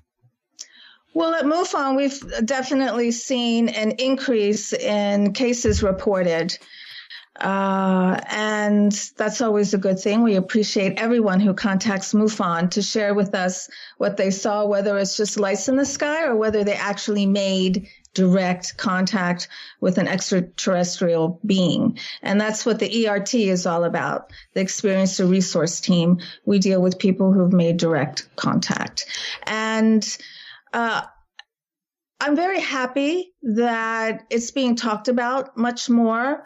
For those of us who've been doing this work, it feels like things are getting a little easier for us. We still have an uphill battle. There's still a lot of people who don't believe. Oh, sure. But now it's so normal to have this on television on your local newscast. I was interviewed by my local newscast on World UFO Day. They reached out to me. I saw that. And I just thought that was wonderful. And that is because of the hearings that's happening on TV. So on one hand, we curse the government, but on the other hand, they are helping with disclosure, even though they're not disclosing too much, but there's a little bit there. Well, they are disclosing as much as you can really expect a government to disclose. As we have said numerous times on the show, you can expect any big D disclosure to directly have to do with funding, to directly have to do with money, funds, what have you. Even when it comes to, as David Grush said in his testimony, that there is a reverse engineering program out there. Eventually, it comes to the fact of billions of dollars have been put into these reverse engineering programs. At some point, the technology has to hit a shelf. Mm-hmm. At some point, you got to utilize the technology. Otherwise, well, we probably already have. Oh, yeah. No, most definitely. And that's just it. You know, the fact of we won't be able to bring out the next really cool weapons of war without disclosing the fact that we have some reverse engineered stuff. Mm-hmm. You know, like we got to start with part A. and like they said in the hearing at the beginning, if you're looking for little green men, you're in the wrong place today. I thought that was interesting for them to start that way. But I also thought it was great for the opening of NHI and the opening of the conversation of non-human intelligence and of the fact of, yes, there may be some of these crafts, Sev, that like you, in your experience, were piloted by extraterrestrial beings from another location in the star systems.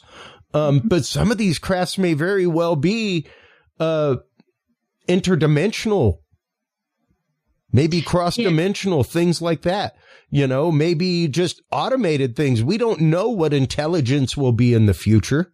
They may be coming from another time, another dimension, all kinds of things. So leaving that open, I think, is fantastic, and leaves a whole fantastic realm of possibilities as to what many of these anomalies are.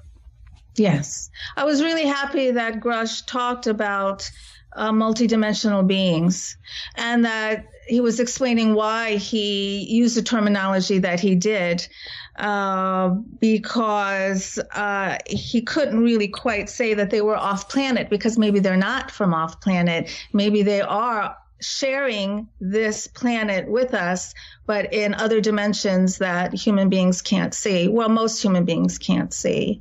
Yeah. Well, and that is a beautiful point, Sev, that most human beings can't see. Actually, we all could see a little bit more if we wanted to. We could all see auras and other little things, and energy grids in rooms. We can all see that kind of stuff.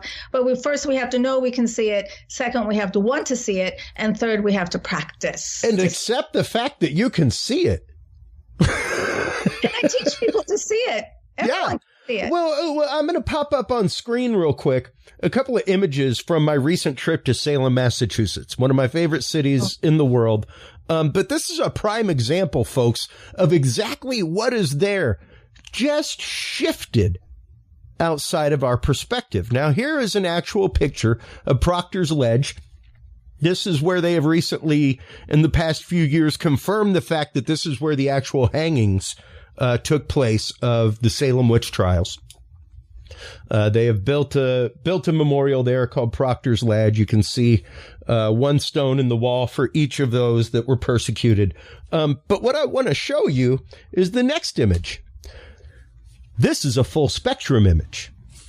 This is from an image from a camera, pretty much the same model, that the filters have been stripped from. So the infrared protection filter has been stripped off of it. The UV protection filter has been stripped off of it, and it has been replaced with a piece of clear glass. You can see how literally if you were able to see infrared and ultraviolet, your entire world would look totally different. Greens are not green now. They are brownish red. Everything slightly shifts in perspective. And those are the ranges that are just outside, left and right, of the white light range. What we can see and hear. What we see and hear, Sev, is a very, very tiny slice of that electromagnetic spectrum. Yes. Very tiny slice, like nanometers.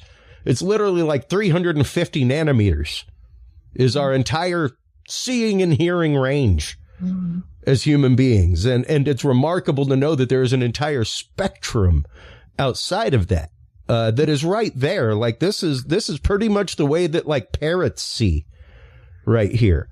Like birds, some animals can see into these ranges, things like that. Like your dog, your cat can see into some of these ranges, which, you know, is, hey, maybe why sometimes they're just staring off into oblivion with real interest watching something. Yeah, one time I was at my friend's house. She wanted me to watch her cat while she was on vacation. So her cat and I are sitting on the couch. The cat's on my lap. And we're sitting in her den watching TV, the both of us.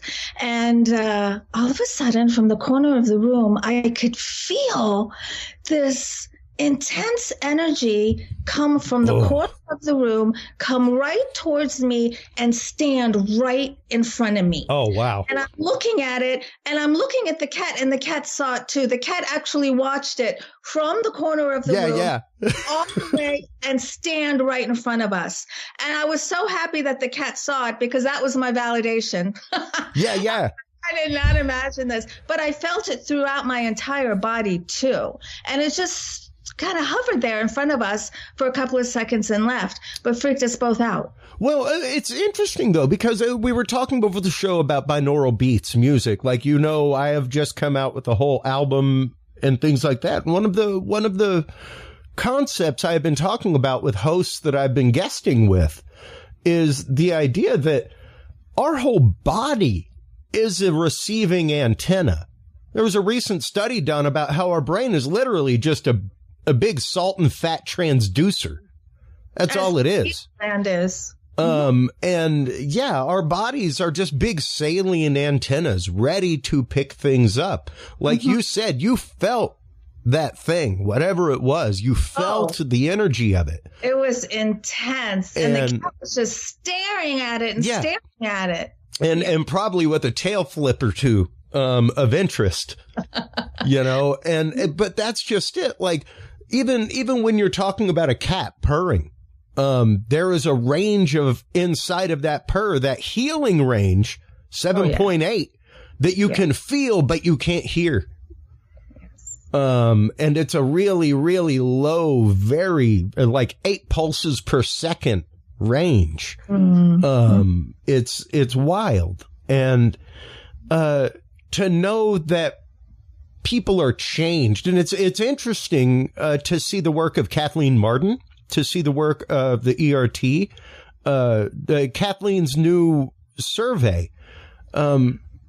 I remember it was right after Kathleen was on a couple times ago that I went to the Remote Viewing Association conference last year and saw Hal Puthoff speak. And he mentioned the exact same case that Kathleen had mentioned on the show, where this person had basically an out-of-body experience with a craft. And as they approached the craft, they touched it and passed through the craft. And Hal went on to explain that this is very much vibrationally related. Like if you've watched the new Flash movie, the example that I give all the time is the Flash from DC Comics. One of the things he does is phasing, where he actively touches an object like a wall or a locked door and matches the vibrational rate of his atoms to the vibrational rate of that, and then just passes through it.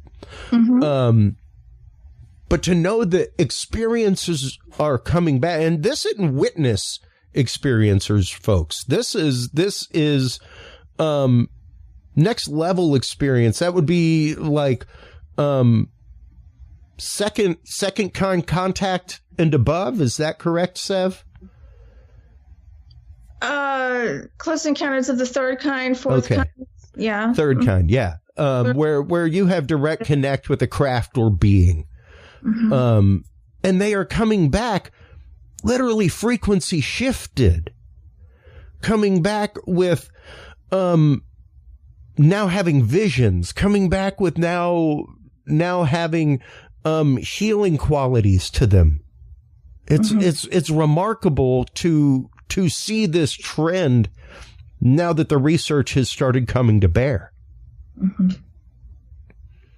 And that frequency shift in the individual as the experiencer, I think, is something that we need to be ready to explore. We are coming to a point of disclosure. We're coming to a point of, okay, great. The military and government are ready to say, yes, okay, we've known about something in our skies for a very long time.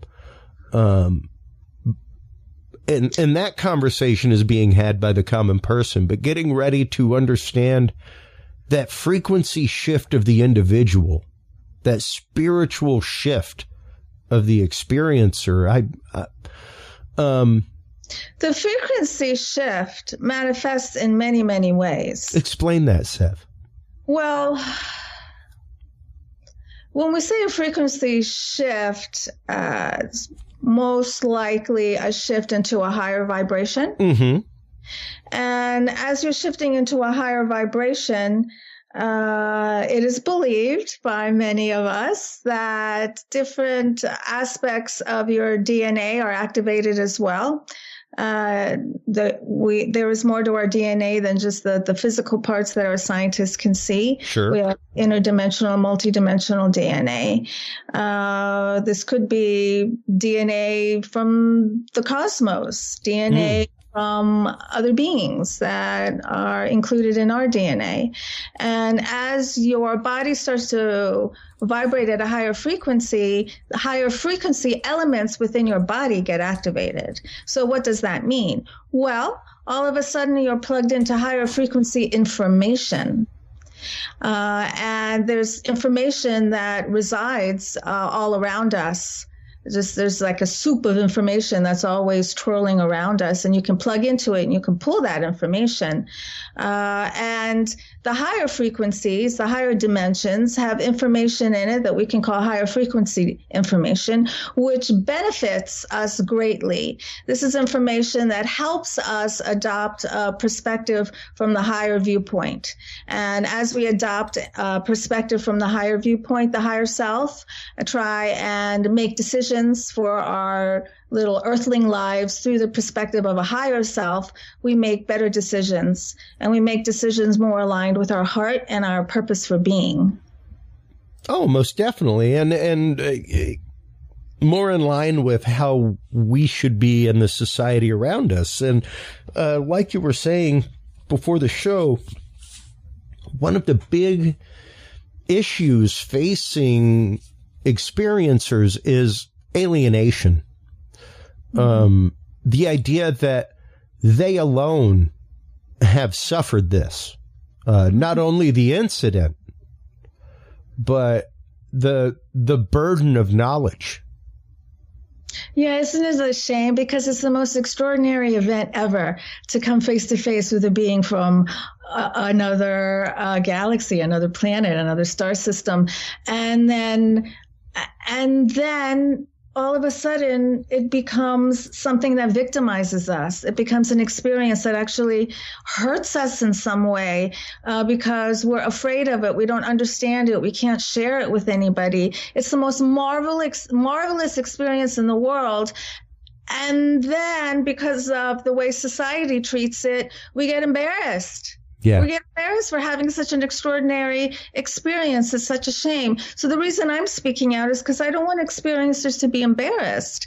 I'm not saying write a book. I'm not saying go on TV, but I am suggesting that you come out to yourself, because the longer you hide it, the more it's going to affect your life in very, very adverse ways. And I speak about this from experience, my personal experience, and also the experience that I have gained from listening to abductees from all over the world who contact me not only through MUFON, but also personally through my website, planetsev.com. Yeah, precisely, Sev. And it's not easy for somebody to accept that it happened to begin with, much less to accept that incidence's place in their life. Once again, I make the point all the time. So you think you want this experience? Feel free to read any of the books on my shelves back here. These are people who, after years, have come to a point of understanding. Yes. But when their experience happened to them, very rarely was it like the epiphany experience that was amazing and beautiful and fantastic. It does happen. It does. It does. Absolutely. Were just really very loving and warm and cozy. And a lot of that has to do with your perspective. Sure. Because if you are looking at these beings expecting to be victimized and perceive everything they do to you from the lens of victimization, then you will think you had a bad experience. Sure. And I mean, even you yourself with your own experience with the marks that you found on your body, things like that, you were at the time going through some personal strife issues in your life, relationship wise, things like that, which, as you have disclosed to us in previous very personal conversations on this show, Sev, that definitely colored and filtered your experience. Yeah, well, what really filtered my experience was up until a few years ago, I decided that I was going to live my life as a victim. And I thought everybody was doing crappy things to me. And I thought all the bad things that happened to me was done by other people to me. And so when I came across The grays, I just assumed, well, they're victimizing me just like my ex-husbands did. Everybody victimizes just like me, everybody does. Yeah. Yeah. However, when I was 10 years old, I have conscious memory of a being coming to visit me for a few years, from 10 to 12. I have conscious memories. That being, however, I did not feel victimized with that being. That being felt like it was my space brother, and I felt a lot of love and non-judgment from that being. So as a little girl, maybe I wasn't walking around with the perception of victimization, and maybe that's why I was able to really appreciate the experiences that I had with that being. It could be not until I started to get older and started to play the game that society has created, that we're all victims, then I adopted it, and then that colored my world. Sure, absolutely. I mean, it covers it colors everything around you, and I mean any traumatic episode in life will color everything around you, given the opportunity and given the consent by you. Yeah, so it's always good to plug in. Internal introspection is very necessary. How many experiencers, just on average, Sev, that you initially contact or that initially contact you are going through that first phase of almost traumatic disbelief in their event? I would say close to 99%. Wow. Mm-hmm. Wow. It's such a deep-rooted feeling. There's really no words to explain how it just cuts through you and completely changes you as a person in that second. You change in a second.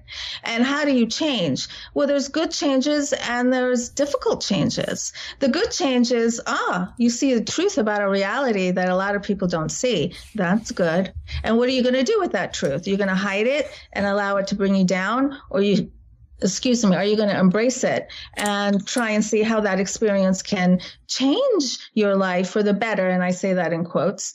Help you. How can this experience teach you something? With all the experiencers that I have come in contact with, I've come up with five main topics that the ETs tend to share with experiencers, information that they tend to share. And this information that ETs tend to share with experiencers is scientific information about scientific innovation, also about the hybridization program, how to strengthen your own psychic abilities. They give information that's very spiritual in nature, that promotes self-empowerment, which the government does not want us to be self-empowered, but the ETs are helping us become self-empowered. That's a big thing. And then also the ETs are giving information about potential futures for human beings and for Earth. Those seem to be the 5 main categories that I've discovered. This is really profound information that we're getting. And then what do we do with this information? We just sit on it. And then we tell ourselves, I can't share this information, but this information is important for all of us to hear. It's massively important. And it's one of those, whether you believe it or not, even as the experiencer, I think it's important to share because it provides the adjunct thought for humanity that we need. We need. Without the conversation, once again, to loop this back to earlier, without the hard conversations, Sev, we cannot get to the hard truths. We cannot get to the hard realities of things. And what we have to do to change as a humanity. Yeah, well, it all starts with the individual, because you have to have that hard conversations with yourself first, which many of us refuse to do. And so our collective change is going to come through the individual change. Yeah. Or the transformation. And, one of the conversations that we have regularly with experiencers, especially people like Reverend Michael J.S. Carter, is the idea of when his experience happened, because you don't only people don't realize that MUFON doesn't just take witness statements that just happened. Not everybody realizes that. Like, you may have witnessed something. Like, one of my guests just recently in the last year went and gave MUFON his witness statement of something he saw when he was 13. We're getting a lot of historic cases, It's very hard to investigate a historic case, but we try. And some cases we just can't. So what we do is we just thank the person for letting us know about that experience, and we put it in MUFON's database, which is important information to have in our database. Well, and that's just it. When it comes to shape of craft, the circumstances in which they appear, the circumstances in which the person was when it appeared, what mindset were they in? Because once again, it could be the fact that they were just vibrationally aware at that moment. You know, they may have just left church and were in that ecstatic state and were open to something new in their universe, in their life, and bam. That's a really good way to put it, because sometimes someone will see a craft and the person right next to them does not see it at all. And that's just it. It's like saying that you would see the same thing with my glasses on, Sev. Literally. It's like, oh, here, give him a shot. I guarantee it'll make you see better. Like, what? That logic doesn't make sense. Sightings don't happen by accident. There's a reason. If you saw something, there's a really good reason you saw it. Same thing with making contact with an ET. There's a good reason that happened. And so I'm helping people figure out, what's that good reason? It's not just like a one-off, like they accidentally made contact with you. There's something there for you to benefit from. Yeah. And you know, the idea that experiencers share once again is hard. Like we were saying, the conversation that we have with people like yourself, Michael J.S. Carter, is the fact that for decades there was nowhere. Where were you going to go? How are you going to find people? Like, maybe you found a pull tab on the backboard of a library or a church meeting somewhere that, like, hey, have you seen something weird in the skies? Come to this meeting. Like, ooh, cool. I'm going to put that in my wallet and go. But now there's no excuse. If you want help, you can get it. Well, the thing is, not only has the conversation opened, but the help channel has opened. The group channel has opened. Yeah. The idea that you are no longer alone in your experience has opened, and that has opened a whole realm of healing for people such as yourself and other experiencers, Sev, that all of 5-10 years ago, despite the internet, did not exist in the way it does now. And until the internet and until bulletin board systems, even, once again, how did you even find a community of like-minded individuals who had an experience outside of maybe a local MUFON meeting, if you even knew of MUFON's existence? Right. Yes. It was definitely much tougher. And I went through that time because when my experiences started, there was no internet. Yeah. Well, and how has that been for you to not only come to the point in your experience journey, Sev, that you are helping people as part of the resource team, and a fantastic and magnanimous advocate for experiencers everywhere. I love everything that you do for experiencers. It is great to see all of the work that you, from the point of view releasing your book, what is it, 6-7 years ago now almost? It's been 5 years. Yeah, close to 5 years. I know it was shortly after it came out that I had you on Dudes and Beer. And we have been friends since. We talk outside of the show, things like that. And to see your journey of not only personal healing, but helping others find that journey and find their footing. It's beautiful, Sev. It's fantastic. It is fantastic, and it is empowering, and it should be empowering to every single experiencer out there that this is the possibility for you. You can live a happy, fulfilling life despite your experience, even if it was traumatic for you. Yes, as long as you are willing to pop out of the victim vibe. And that's not an easy thing to do. That takes a lot of self-introspection. It takes a lot of personal growth, a personal journey inside, and to look at aspects of yourself that you might not want to encounter.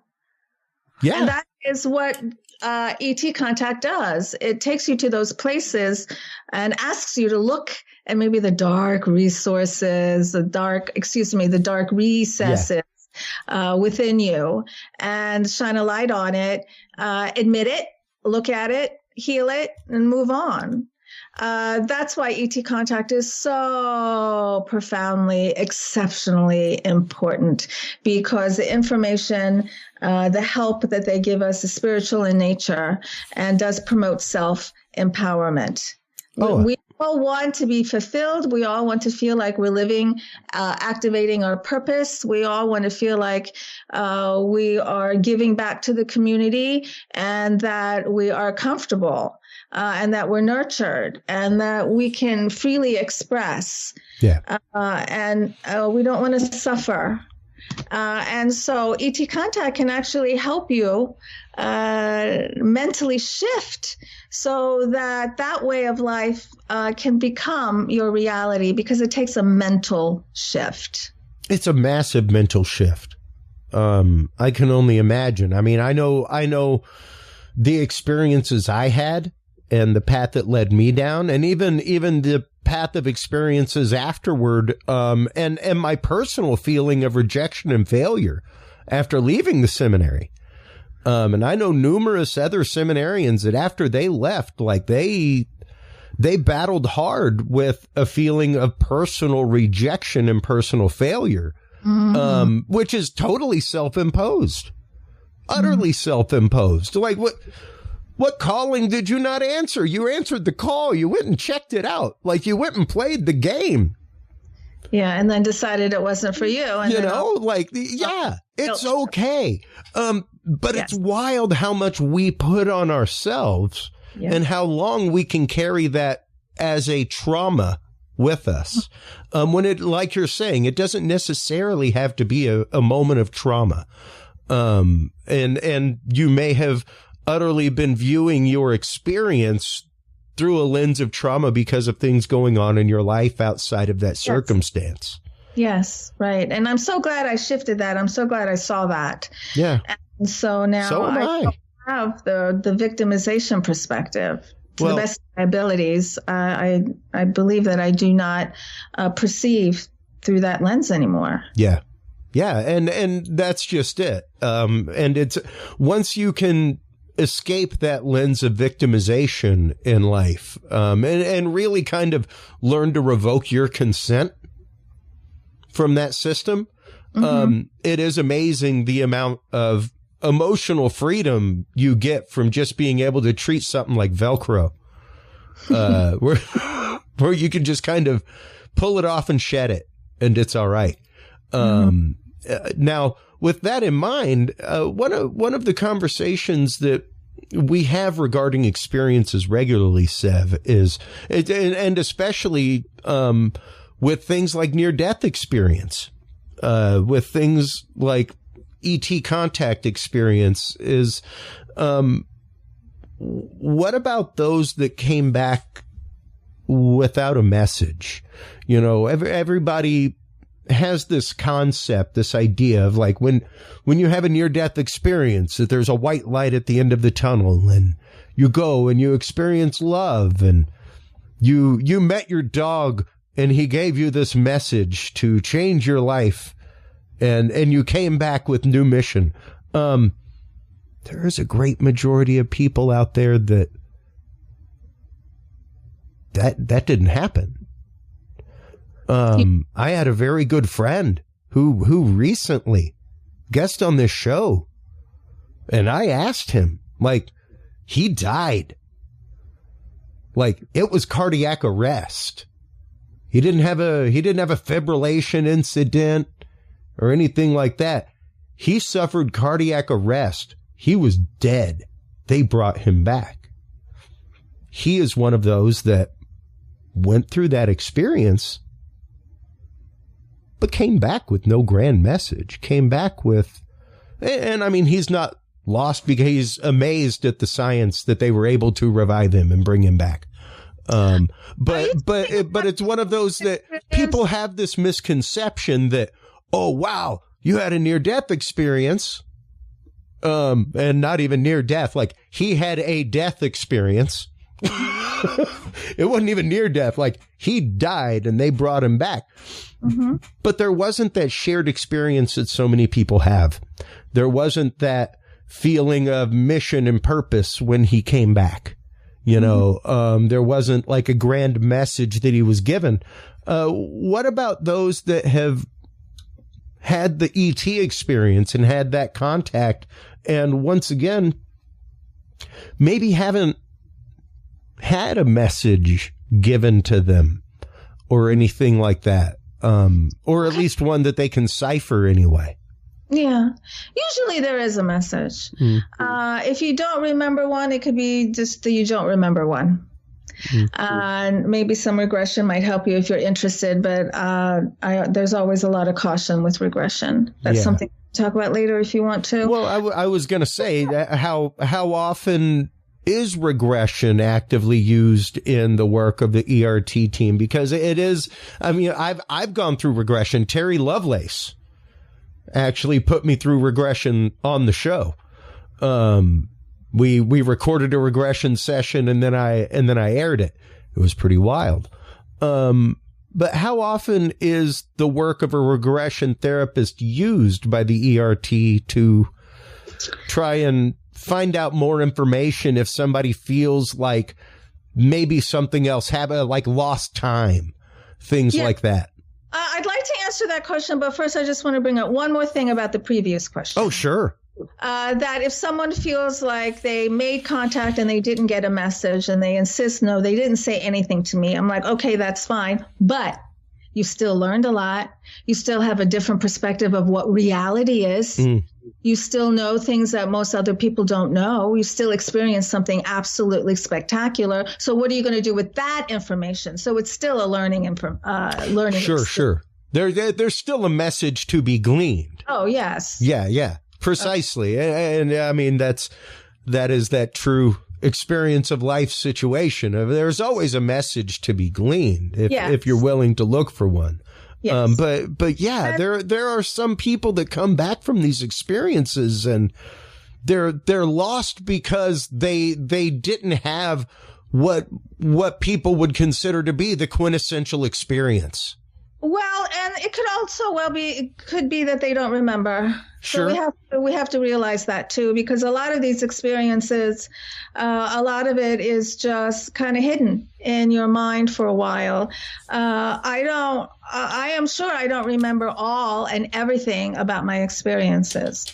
And it could very well be that as I do the spiritual work on myself and as I raise my frequency, it could be that all of a sudden I have these aha moments with information that is of a higher frequency. So when my body matches the frequency of that information, I'll remember it. And that's what we call an aha moment, because all information, all knowledge, everything we need to know is in us.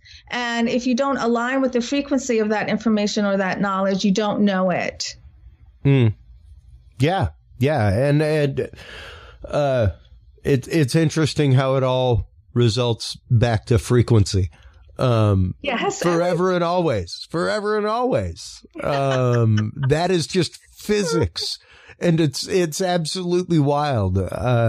Because I mean, right now we are sharing a frequency shell of electrons via distance, Sev. You know, like we'll see each other in a few weeks at MUFON. But right now we're still sharing a vibrational electron shell. Like every bit of that has been proven. And even now with quantum entanglement winning the Nobel Peace Prize, like any concept of saying that ESP or remote viewing or anything like that is pseudoscience is out the window.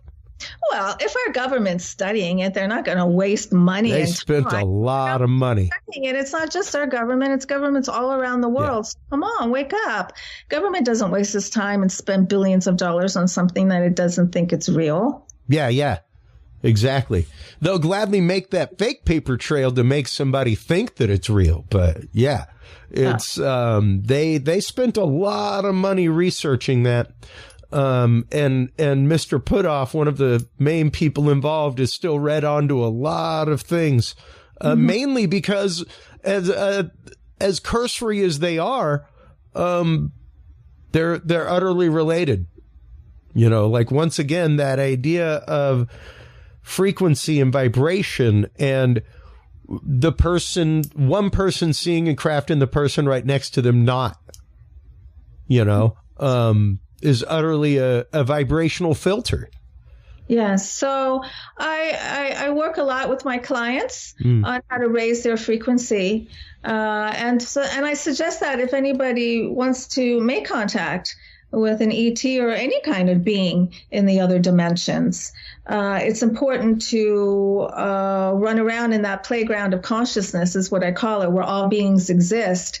It's important that you are making friends with high frequency beings. And just like on Earth, you can see how low or high your frequency is on Earth by just looking at your reality, by looking at your friends and just looking at the kind of life that you have.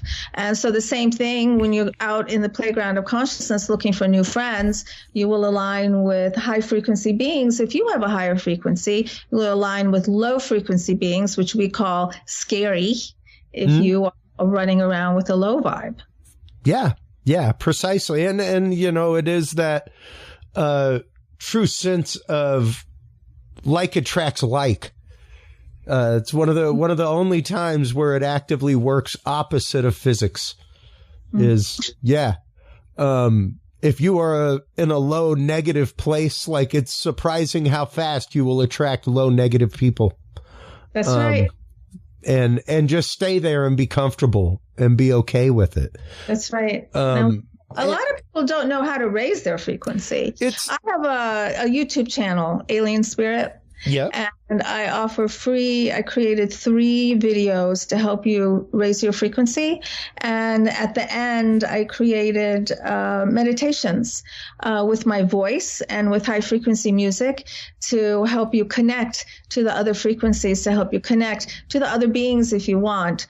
Whether it be an ET, a spirit guide, a dead person, you can connect with any being that you want, really. Yeah. And you know, with that in mind, like I was just showing on screen, I have all of our guest stuff embedded, folks. If you're looking for the content of Sev Tok's channel, just go to curiousrealm.com/videos and scroll down. You will see her channel embedded right there on the page. All you have to do is click it. It'll take you there. You can like, subscribe. Make sure that you subscribe to her stuff. She puts out fantastic and not only informative, but very empowering things. Like you're saying, the concept of raising your vibration, it's foreign to a lot of people. But it really does come down a lot to the revoking your consent and realizing the fact that our brains, unfortunately and fortunately, are wired for negativity, Sev. Well, I mean, in the sense that you're going to learn faster that fire is hot than because it burns you, than you will how to make fire and the necessity to make it. These are things that have kept us alive and helped us survive for millions of years, you know. And sadly, they are things that can also rule our mentality, you know? And there's a reason why something positive feels great, but something negative affects you 10 times more. Well, something positive can be absolutely ecstatic. Oh, sure. So. Absolutely. And, but we for some reason are trained to live in the negative, to not, quote, be deserving of the positive, as you were saying a while ago, kind of living that victim mentality. Mm-hmm. And it's a secure place. It's a place where we feel secure. It's a place where it's a false sense of security. Yeah, we're not taking any personal responsibility as if we play the victim role. Yeah. No personal responsibility. So we're just always pointing the fingers at everybody else, every other organization, every other institution, every other government. It's all them, them, them. How can you do that to me? And that is really a very difficult way to live. It's hard to get ahead that way, too, because you don't feel like you have any control over yourself. Yeah. And that's exactly the point that I was trying to make. And how can people start to, I guess, change their vibration on a daily? Because it's not an overnight thing. I think that's a lot of what discourages people, Sev. Kind of the idea of there's a difference between making a wish and manifesting. Yes. Manifesting is a long road. And just because you pray for something doesn't mean that your prayer wasn't answered. It just may not have been answered in the exact way that you wanted.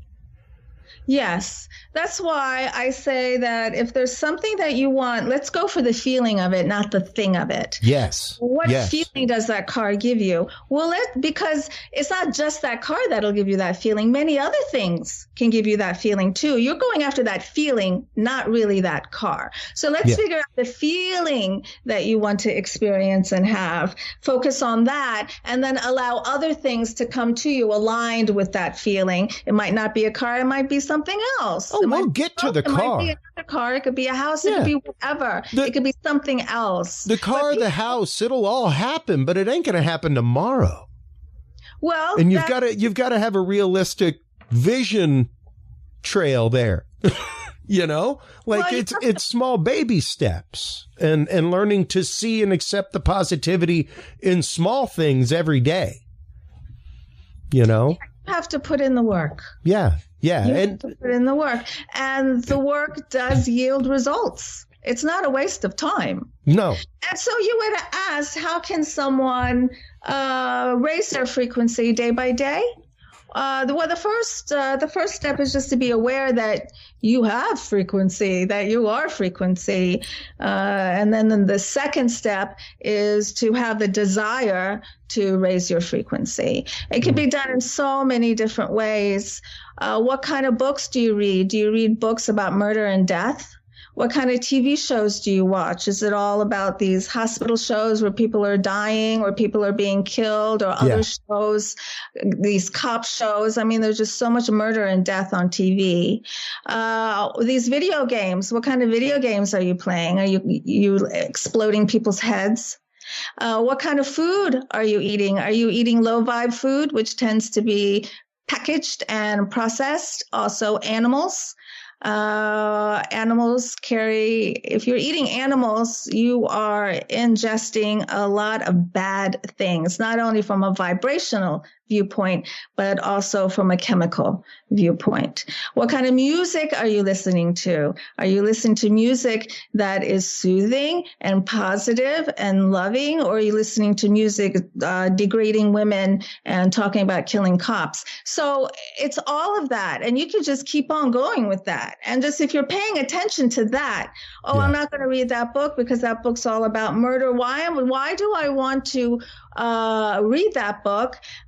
Infuse myself with the energy of murder and fear and death, and then radiate that, and then make that frequency that exists on Earth even stronger. And that's what we're doing every time we are feeding that death and fear vibration on our planet. Every time we read something, play a game, watch something that supports that. No, absolutely. And,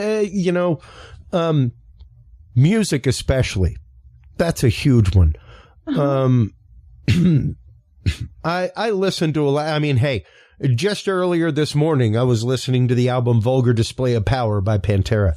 On occasion, I have things that I need to just release and get out. And that is when I listen to that music. And it's funny because there was just a study done not too long ago that people who listen to heavy metal regularly are more mentally balanced on average. And I was like, as someone who worked metal night, I could see that. Because for a long time in my life, Sev, I was a in-house audio engineer for clubs. Like, that's what I did. I lived vibration every night between the stage and my booth. And it was funny to see the vibe difference between Grateful Dead night on Wednesday and heavy metal night on Thursday. The utter crowd switch and switch of people. But at the same time, the same camaraderie, the same, like, yeah, everybody's dancing at the Grateful Dead night. They're pit dancing at the heavy metal night, but at the same token, yeah, they may have just been in the pit together, but outside having a butt, they're having hugs and talking and having a conversation. It was a stress relief for them, not a point of violence. Mm-hmm. You know, and it was really, really interesting to see that didactic on a weekly basis and see those two communities back to back. And really have that inside view that, yeah, not a lot of people, unless you're in the community, you may not be there, you know, like most of those people that were there for heavy metal night did not come in on Grateful Dead night. You know, and most of the people from Grateful Dead night, there were a couple that were just, hey man, they were bar regulars, like open mic night didn't matter. They were at the bar, you know? But at the same token, it's how you associate that vibe and what you do with that vibe. Because yeah, if you let anything rule you, it can utterly muddle everything in your life. Mm-hmm. So yeah, you have to be careful and you have to be measured, especially if that's something like music is a big one for me. I listen to a lot of very calming stuff. I am an anxious person. My events like MUFON Con and things like that, I'm not anxious at those typically because I'm working in some aspect. Yeah. You know? Mm-hmm. I typically don't just go to a crowd of 5,000 people just to hang out. That's not my vibe. You know, it's very muddled vibe for me and very emotional. Like it can be hard for me to focus on me and not be encroached upon by all that. Mm-hmm. Like when I go into a shopping store, like I have a mission and I am in and out of the store. Mm-hmm. I'm not going in to browse and hang around the mall and things like that. Like, no, I can't do that. I can't do that. It's too much energy. It's too much energy for me. Mm-hmm. So, and I have to realize that about myself, you know, and we all have to realize that it's strange how, by society's rules, we've kind of forgotten that we are responsible for the energy that we drag into a room, Sev. Yes. I would like to say something a bit more along those lines of victimization and being a highly sensitive person, because many, many times my clients tell me, oh, I'm very sensitive. I'm an empath. I can take on people's energies. I can feel what they feel. And because of that, I don't like to leave the house. I just like to stay at home. I don't want to go to parties. It's just too much for me. Yeah. Well, becoming a victim of your fantastic ability. If you are an empath, that is a wonderful tool that you have to help others and to help yourself. That you don't have to use that as a reason to stay home and feel pity for yourself. Yeah. Because you have the ability to feel other people's energies. That's a wonderful ability to be able to actually engage with other people through that. And so I talk a lot with my clients about don't be victimized by your psi abilities. You have psi abilities to help you navigate through this human life. So use them, and you can also use them to help others. I'm not saying you have to, do sessions and that kind of stuff. but your friends and family, you might be able to help them. So don't be a victim of your natural psi abilities. Embrace them and don't use them as an excuse. Oh, I'm so sensitive. I can't be with other people. Well, we're here to be with other people. We've come here to be with other people, to help one another, to love as much as possible, not to think that you're so different that you can't integrate with you the don't rest of the belong. population. Yeah. Well, and that is exactly why you belong on the Experiencer Resource Team. Yeah. Precisely why, Sev, because understanding that strange quality that somebody may have doesn't necessarily alienate them from the rest of the world. Use it to your advantage, not to your disadvantage. Yeah. No, but precisely. That's someone wanting to be the victim. So what are they going to pick? They have to pick something to victimize themselves. And so they have decided, oh, I'm going to pick my psi abilities. I'm too sensitive to join the rest of the world. Well, your psi abilities help you integrate with the world, help you maneuver through the world. Your psi abilities are not to be used to cut yourself off from the human race. Absolutely. Absolutely. Sev, thank you so much for your time as always. It's always great talking with you. I forever feel empowered whenever I get off the line with you. It's fantastic. What can people do to get involved? What can people do if they maybe know somebody who is an experiencer that is reticent? What can people do if they are an experiencer and they are reticent, Sev? Mm-hmm. Well, they can contact MUFON and they can share their story with us, or if they don't want to do that, they can contact me directly through planetsev.com. But reach out to somebody, or if you don't want to talk to or contact MUFON, or you don't want to talk to me, then go on Facebook and find an experiencer group. Or if it's not Facebook, and maybe it's another platform.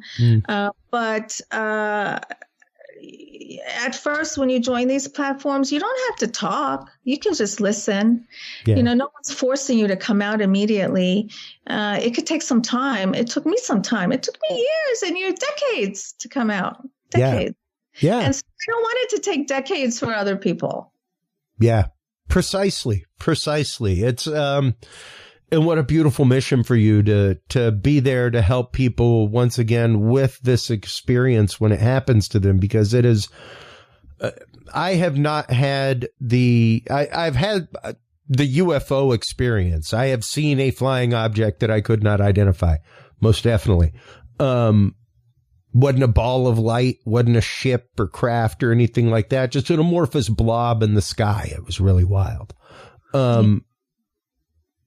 But I have had many paranormal contact experiences, shadow people, things like that in my life, being physically touched by a shadow person, all kinds of things. So I fully understand people's reticence to want to share. I fully understand people's fear initially with processing this experience. Yes. And so you don't have to share if you're not ready, but it would really be helpful to at least surround yourself by non-judgmental people who listen to you and not cut you down. That's a big step in helping you process. And then maybe after you get used to that vibe of actually being with someone who's not going to make fun of you, that might help you come out a little bit later. And the other thing that I wanted to say was, just a reminder about the MUFON Symposium. Yeah, absolutely. Month. Yeah. It's October 24th through the 27th. And I'm giving a special event on Friday, the 25th from 1 to 3:30. We have 2.5 hours. And it's all about the ERT. I'm going to be talking. I'm going to tell my story a little bit and why I joined MUFON. And then I'm going to share actual, true Experiencer Resource Team cases with pictures drawings of people who come in contact with beings. And my special guests are Dr. George Medich, who is the executive committee director. He's a director of the ERT, and he was a professional baseball player for several teams. One of them was the New York Yankees, and he was also a surgeon. And my other guest is Earl Grey Anderson, who many of us know. We've seen him on TV. He is the state director for Southern California. And my other guest is the amazing Kathleen Martin, and she's the one that started the ERT. Yes. And it'll be an hour of Q&A. So if you come, you have the opportunity to ask all of us questions.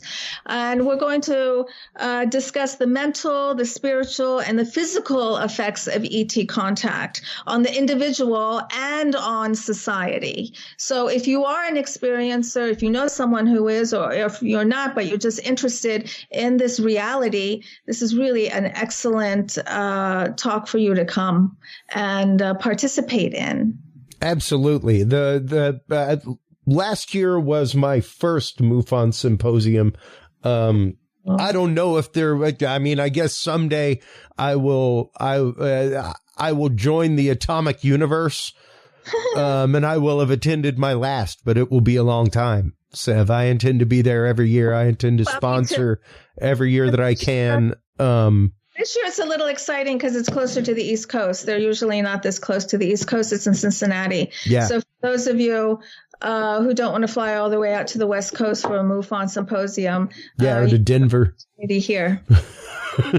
So it's going to be fantastic. I can't wait to be there again and meet all of the researchers, meet all of the authors, all that kind of great stuff. It is a fantastic community of people doing great things out there for not only the world of disclosure, but the world of the experiencer, which I think is really the more important out of all of it. Next, because there are a lot of military people who've made ET contact, and they've already told their stories. And once those start to get revealed, then